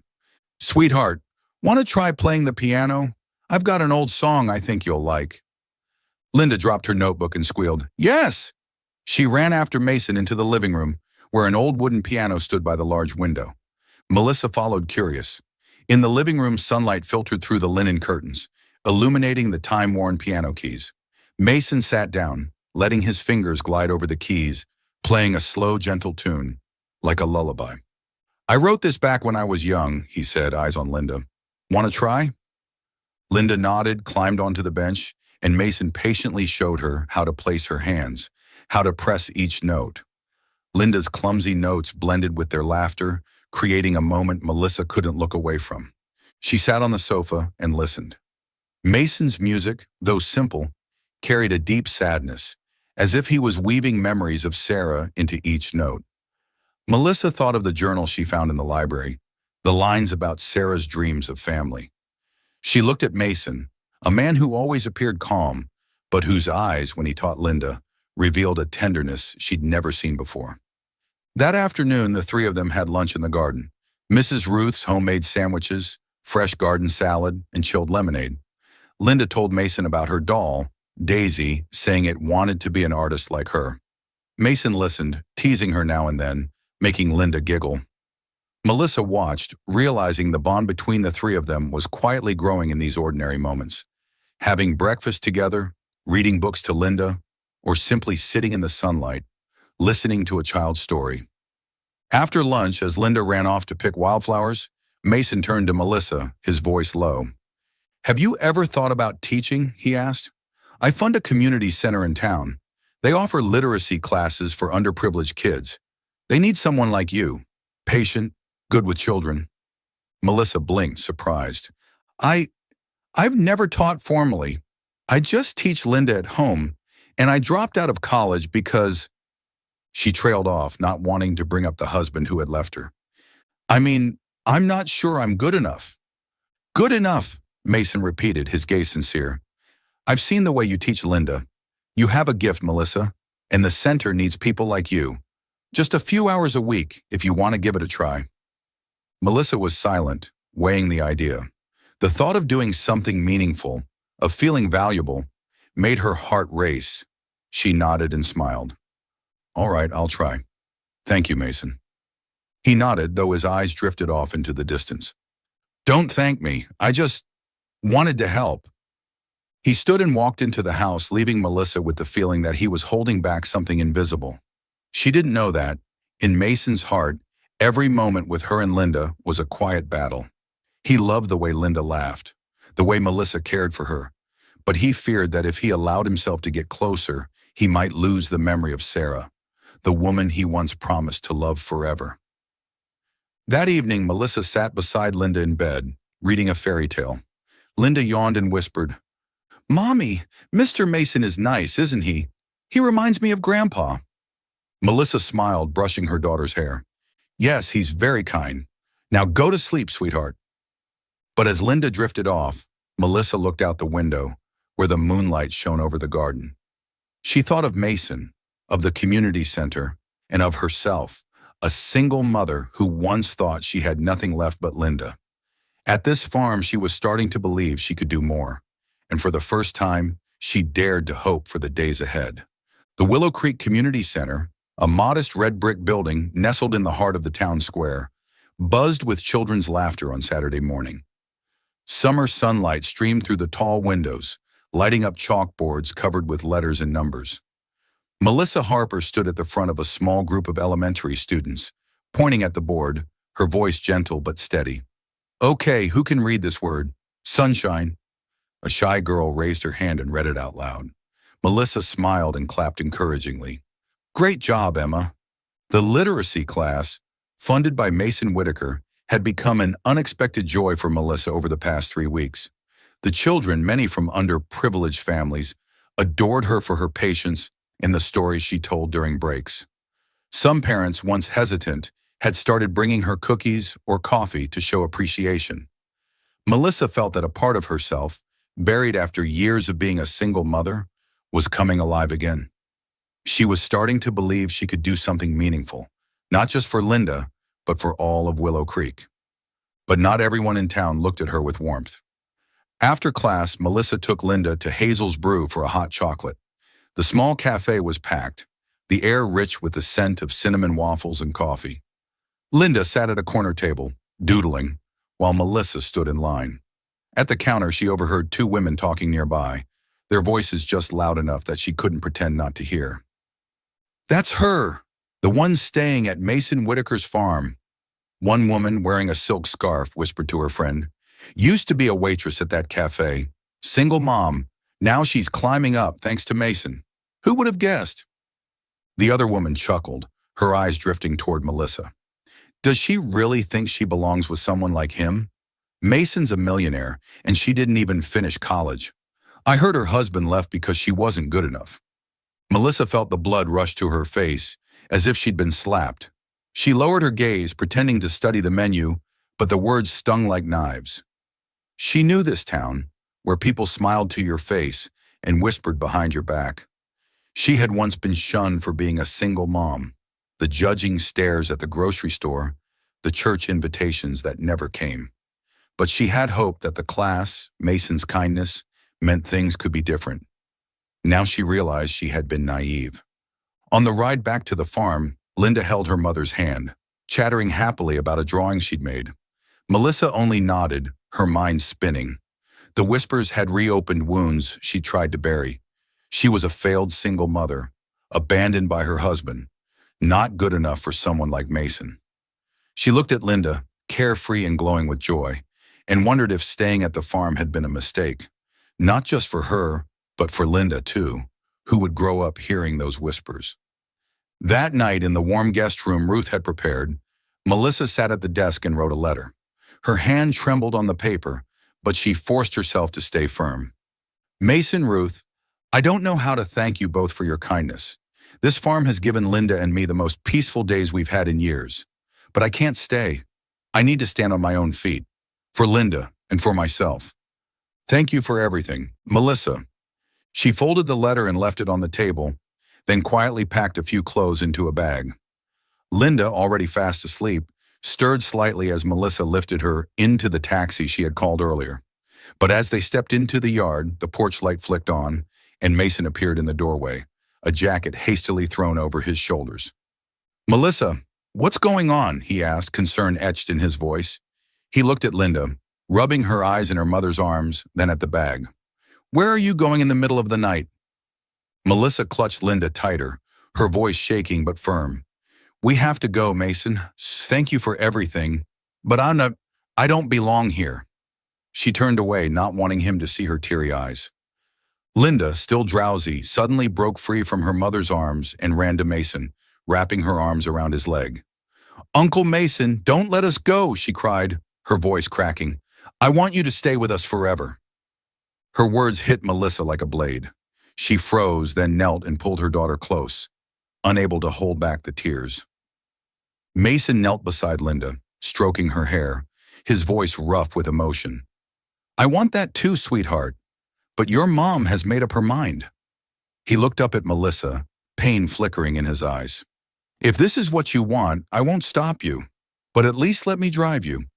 Don't take a taxi this late." Melissa nodded silently, too drained to argue. In the car, no one spoke. Only Linda sniffled quietly.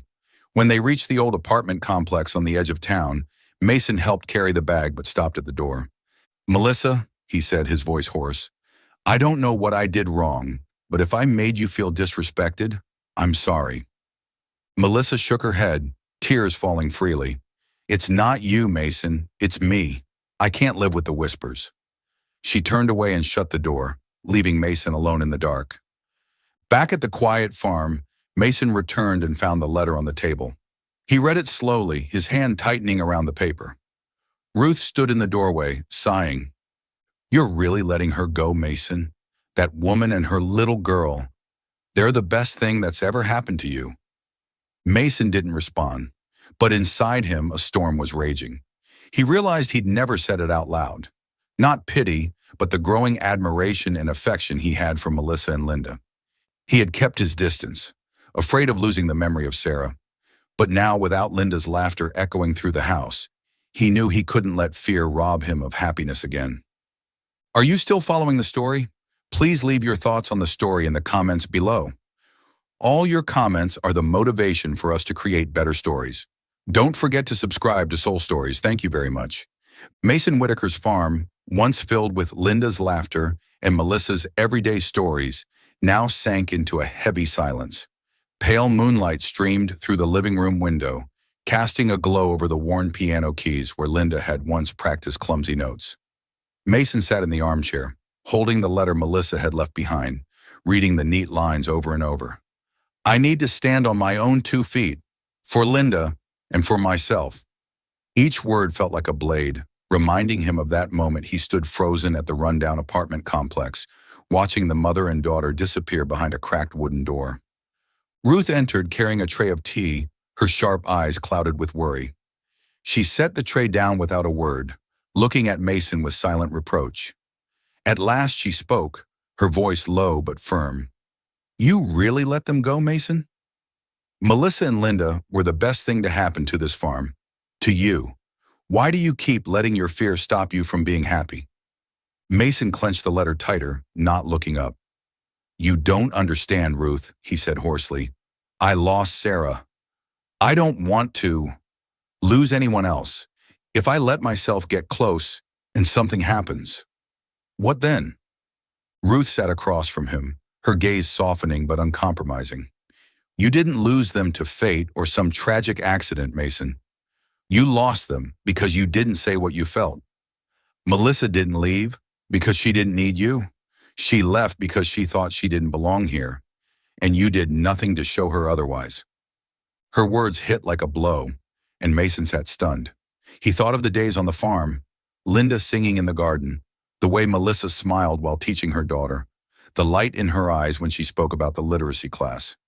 He had kept his distance, thinking it was the way to protect Sarah's memory, but now he saw he had pushed Melissa and Linda away, left them alone to face the town's cruel whispers. The next morning, Mason drove to the apartment complex on the edge of Willow Creek. A row of low, peeling buildings with small yards overgrown with weeds. The sky was bright, but the air here felt heavy, burdened with the struggles of its residents. He parked outside Melissa's unit, heart pounding. Through the window, he saw Linda at the table drawing, while Melissa, dressed in a waitress uniform, tied her hair back before heading to work. He knocked on the door. When Melissa opened it, her eyes flickered with surprise before settling into guarded calm. "Mason," she said, voice even but cool. "What are you doing here?" Before he could answer, Linda looked up, her eyes lighting up. "Uncle Mason!" she cried, leaping from her seat and wrapping her arms around his legs, hugging him tightly like she was afraid he might vanish. "Uncle Mason, I missed you. You came to take us back to the farm, right?" Mason knelt, holding Linda close, his heart aching. "I missed you too, sweetheart," he said, brushing her hair. He looked at Melissa, her expression still distant, though her hands trembled slightly as she held Linda's shoulders. "Linda, go inside, honey," Melissa said gently but firmly. Linda hesitated, then ran in, leaving the adults in the soft morning light. Melissa folded her arms. "If you're here to convince me, don't bother. I've made up my mind. I need to make it on my own." Mason took a deep breath, searching for the right words. "Melissa, I didn't come to convince you. I came to apologize. He stepped closer, his voice low and sincere. I didn't help you and Linda out of pity. You, you gave me a reason to live again, to feel like that farm was more than just a place I was hiding in. But I never made that clear. I let you think you didn't matter. That was my failure. Melissa blinked, surprised by his honesty. She turned away, glancing through the window at Linda drawing again. You don't understand, she said, voice shaky. This town, they said I was reaching above my place, that I wasn't good enough for you. I can't raise Linda in that. I grew up with those whispers. I won't let her do the same. I have to prove I'm good enough, not just to them, but to myself. Mason nodded, his eyes pained but resolute. I understand, but you don't need to leave to prove that. You already have, with your class, with the way you raise Linda. You're stronger than you know, Melissa. And if you're willing, I want you to come back to the farm. Not as a guest, but as the leader of a new community project I'm launching. A class for women like you, women who need a second chance. Melissa was quiet, considering. She thought of the days at the farm, Linda's laughter, the way Mason looked when he taught her piano.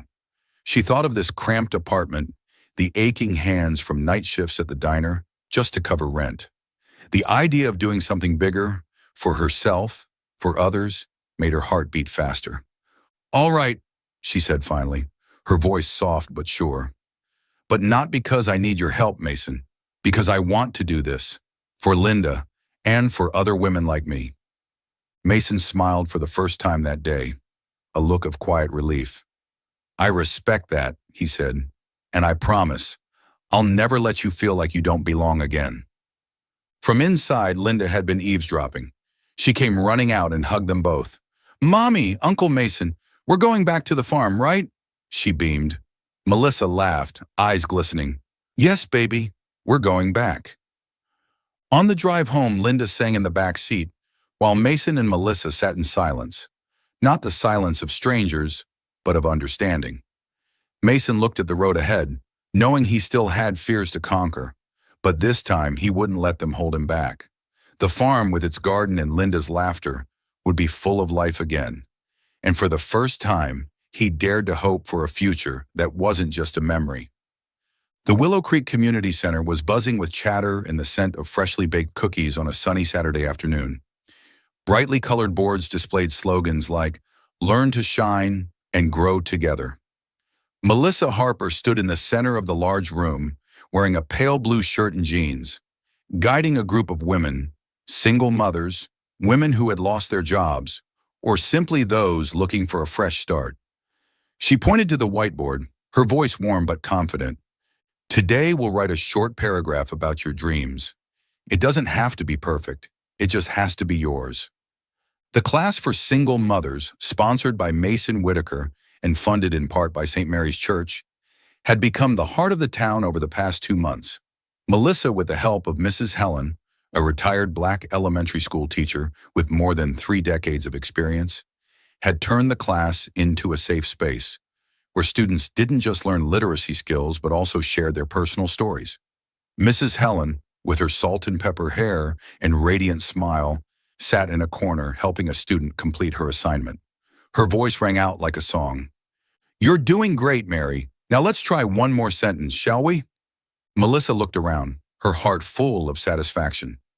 She remembered the days in that rundown apartment when she thought she had nothing but Linda. Now she stood here, leading a program that wasn't just changing the lives of these women, it was helping her rediscover herself. Near the window, Linda was drawing with a few other children, occasionally glancing up to smile at her mother. Melissa smiled back, knowing she was building a better future for her daughter. After class, Melissa and Mrs. Helen stayed behind to tidy up and discuss plans to expand the program in the fall. You remind me of myself when I was younger, Mrs. Helen said, her eyes sparkling. You're not afraid of hard things and you put your heart into everything you do. This town is lucky to have you. Melissa blushed and shook her head. No, I'm the lucky one, for having you here. The next day, Mason arrived at the center wearing a gray t-shirt and carrying a folder. I want to take you to the church, he said, his voice calm but enthusiastic. The board wants to hear about the project, I think we can propose an expansion, more classes, maybe even a support fund for women learning new trades. Melissa blinked, surprised by the scale of the idea, but nodded, confidence growing inside her. At St. Mary's Church, sunlight streamed through the stained glass windows, casting dappled patterns over the wooden pews. Father Michael, a tall, lean man with silver hair, welcomed them into his modest office. Sitting beside him were two board members, and, to Melissa's surprise, Mrs. Catherine Thompson, the mother of the bride from the wedding where Melissa had once been, politely asked to leave. Her heart raced, but she kept her posture upright and held the folder Mason had handed her firmly. Mason began, his voice clear. Melissa's program has helped over 20 women in town, and we believe it can do even more. With the church's support, we'd like to expand the classes and create a scholarship fund. He looked at Melissa, giving her the floor. Melissa took a deep breath and outlined the plan: writing classes, financial literacy, emotional support, all aimed at helping women become more independent. She spoke of the students: Mary, who had just landed a part-time job after learning how to write a resume, and Laura, who had rediscovered hope after years of abuse. Her voice wavered at first but grew steadier with each word, as if all the fear of judgment had melted away. Father Michael nodded thoughtfully. When Melissa finished, he smiled warmly. Ms. Harper, I must admit, this church didn't treat you fairly in the past. For that, I'm sorry. But what you've done proves that you're an essential part of Willow Creek. The church will support your project. Mrs. Catherine, who had remained silent throughout, gave a small nod. Her gaze no longer carried the coldness it once did. Melissa left the church feeling relieved, and still a little stunned.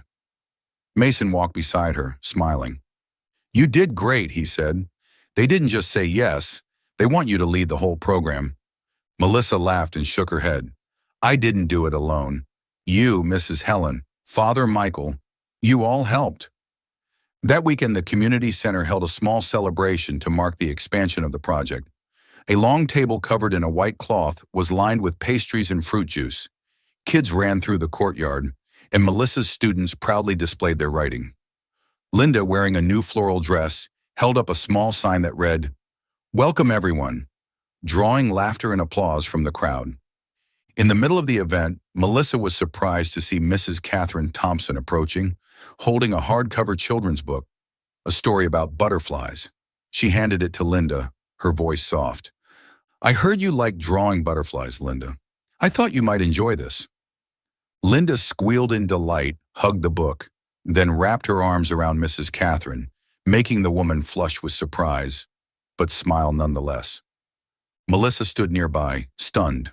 Mrs. Catherine hadn't apologized aloud, but in Willow Creek's quiet, traditional culture, this small gesture was its own kind of confession. As the event drew to a close, Melissa stood outside, watching people talk and laugh. Mrs. Helen patted her on the shoulder and said, You've done something this town really needed, Melissa. You brought people closer together. Melissa smiled, watching Linda run with her friends, then glanced over at Mason, who was helping fold up tables. She was no longer the woman on the last pew of St. Mary's.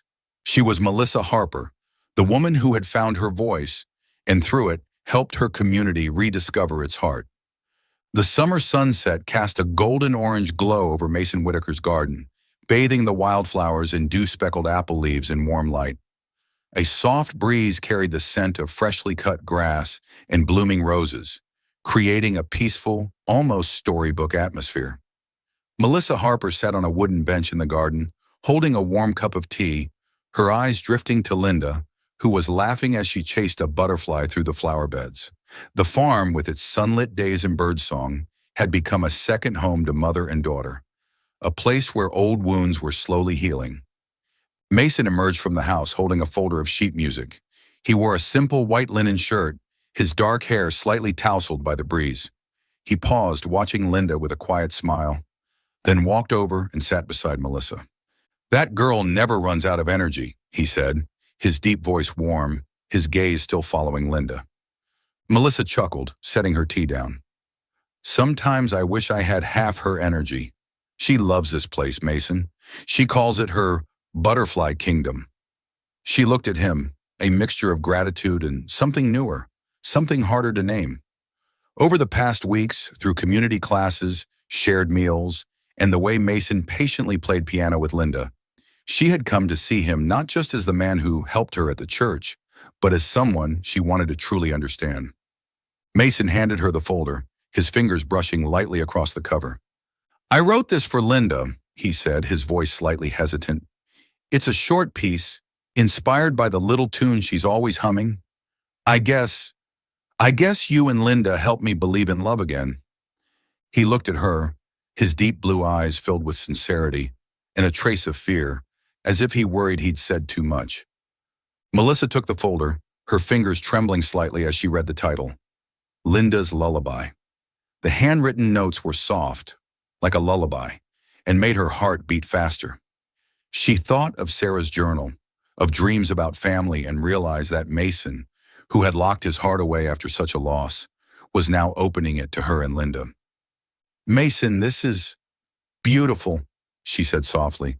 "Linda's going to love it, and I don't even know how to thank you." "Don't thank me," Mason replied, his gaze gentle. "I'm the one who should be thanking you. You and Linda brought light back into this place, into my life. After Sarah, I didn't think I'd ever feel this again. But you make me want to try." Melissa was quiet. His words touched something deep inside her. She looked out over the garden, where Linda was gathering wildflower petals, then took a deep breath and finally shared something she'd always kept hidden. "I used to think I didn't deserve love," she said, her voice trembling slightly. "When Linda was just a year old, her father left. He said I wasn't good enough, that I was holding him back. And I believed it, Mason. I worked day and night to raise Linda. But I always felt like I wasn't enough. When people in town started whispering, it reminded me of his words, and I got scared. Scared that Linda would grow up with a mother who wasn't strong enough." Mason listened without interrupting, his eyes full of understanding. When she paused, he gently took her hand, his grip warm and steady. "Melissa, you are not lacking," he said, his voice firm. "You're the strongest person I've ever met. The way you've raised Linda, the way you stood tall at the community center, that's not something just anyone can do. You deserve every good thing, and I want to be part of that, if you'll let me." Melissa blinked, tears glimmering in her eyes, but she smiled. She gave his hand a small squeeze, the fear that had once held her back slowly melting away. "I want that too," she whispered. "But I'm scared, Mason. Scared I won't be enough, or that this won't last." "We're all scared," Mason said, pulling her gently into a hug. "But I'd rather be scared and try than let you and Linda walk away again." They embraced in the fading sunlight, the breeze mingling with the soft piano melody Mason had played earlier, still echoing from the living room. From across the yard, Linda ran over holding a new drawing, unaware of the moment unfolding. She held it up excitedly. "Mom, Mr. Mason, look, I drew our family." The picture showed 3 figures in front of the farmhouse, a tall man, a woman, and a little girl holding a doll, surrounded by colorful butterflies. "I want you and Mr. Mason to get married so we can stay here forever," she declared. Melissa laughed, blushing, while Mason pretended to cough, his smile radiant. "Well, young lady, you sure know how to make things interesting," he said, lifting Linda into his arms as she giggled. "But I think your mom needs a little more time to decide on such a big thing." He glanced at Melissa, his look teasing but warm. Melissa brushed Linda's hair back and hugged her close. "Linda, no matter what, Mr. Mason and I will always be here for you," she said gently. Linda nodded, content, and ran off to play again, leaving the 2 adults standing together in the golden light. They sat back down on the bench, shoulder to shoulder, no words needed. The sound of the piano, now played softly by Mrs. Ruth, floated through the window like a gentle reminder of the days they had shared on the farm. Melissa looked at Mason and, for the first time in years, felt true peace. She was no longer the insecure single mother, and Mason was no longer the man hiding from the past. They were building something new, not to replace what had been lost, but to cherish what they now had. As the sun finally dipped below the horizon, leaving a sky full of stars, Mason took Melissa's hand and whispered, "Thank you for giving me a chance." Melissa smiled, resting her head on his shoulder. Thank you for giving me a home. St. Mary's Church in Willow Creek, Virginia, basked in the warm glow of June sunlight that morning. Rays filtered through stained glass windows, casting patches of green, red, and gold across the stone aisle. Simple white wildflowers, picked from Mason Whitaker's own garden, were tied around the wooden pews, creating an atmosphere both rustic and elegant. There was none of the extravagance of the mayor's daughter's wedding the year before, but today felt warmer, more genuine, as if the entire town had gathered to bless a new beginning. It was the wedding day of Melissa Harper and Mason Whitaker, a day Willow Creek would long remember. Melissa stood in a small room behind the church, wearing a simple white wedding dress. Delicate lace sleeves wrapped around her shoulders, and the hem of her gown brushed the wooden floor. She looked at her reflection in the mirror, her brown hair loosely tied back with sprigs of wildflowers tucked in. She smiled, not the nervous smile of a bride seeking perfection, but the calm smile of a woman who had found peace after a long storm. Linda, in a soft pink floral dress, stood beside her, holding a basket of fresh petals, bouncing on her toes. "Mommy, you look like a princess," she squealed, her wide eyes sparkling. Melissa knelt and hugged her tightly, brushing back her messy curls. "Thank you, my sweet girl," she whispered, tears shimmering in her eyes. "And today you're the most beautiful little flower girl." Linda giggled, gave her mother a tight squeeze, and dashed toward the door, eager to begin the ceremony. Outside, the church was filled, not with lavish VIPs, but with familiar faces from Willow Creek. Mrs. Helen, the retired African-American schoolteacher who had supported Melissa's work at the community center, sat in the front row wearing a violet dress, her smile radiant. Melissa's students, Mary, Laura, and many other women, chatted quietly, proud of the woman who had helped them reclaim their voices. Even Mrs. Catherine Thompson, once cold and dismissive when Melissa was asked to leave a wedding, was there, wearing a pale blue silk dress, her expression softer than ever. The organ began to play a gentle, slow melody, Linda's lullaby, written by Mason himself and performed by a friend. Linda entered first, scattering white rose petals down the aisle, each step a playful dance. The guests chuckled when she paused to wave at Mrs. Helen, making the whole church light up with joy. Melissa, arm in arm with Ruth, who had become like a mother to her, followed, her heart racing not with fear, but with joy. Mason stood at the altar in a dark gray suit, his black hair neatly combed, his eyes lighting up as he watched Melissa approach. He didn't hide his smile, an honest, heartfelt smile, as if every sorrow in his past had melted away in this moment. When she reached him, he took her hand and whispered, "You're more beautiful than I ever dreamed." Melissa blushed, gripping his hand gently, feeling as if the entire world had disappeared except for the two of them. Father Michael stepped up to the pulpit, his voice warm and steady in the quiet sanctuary. "Today we witness a family built on trust and forgiveness," he began.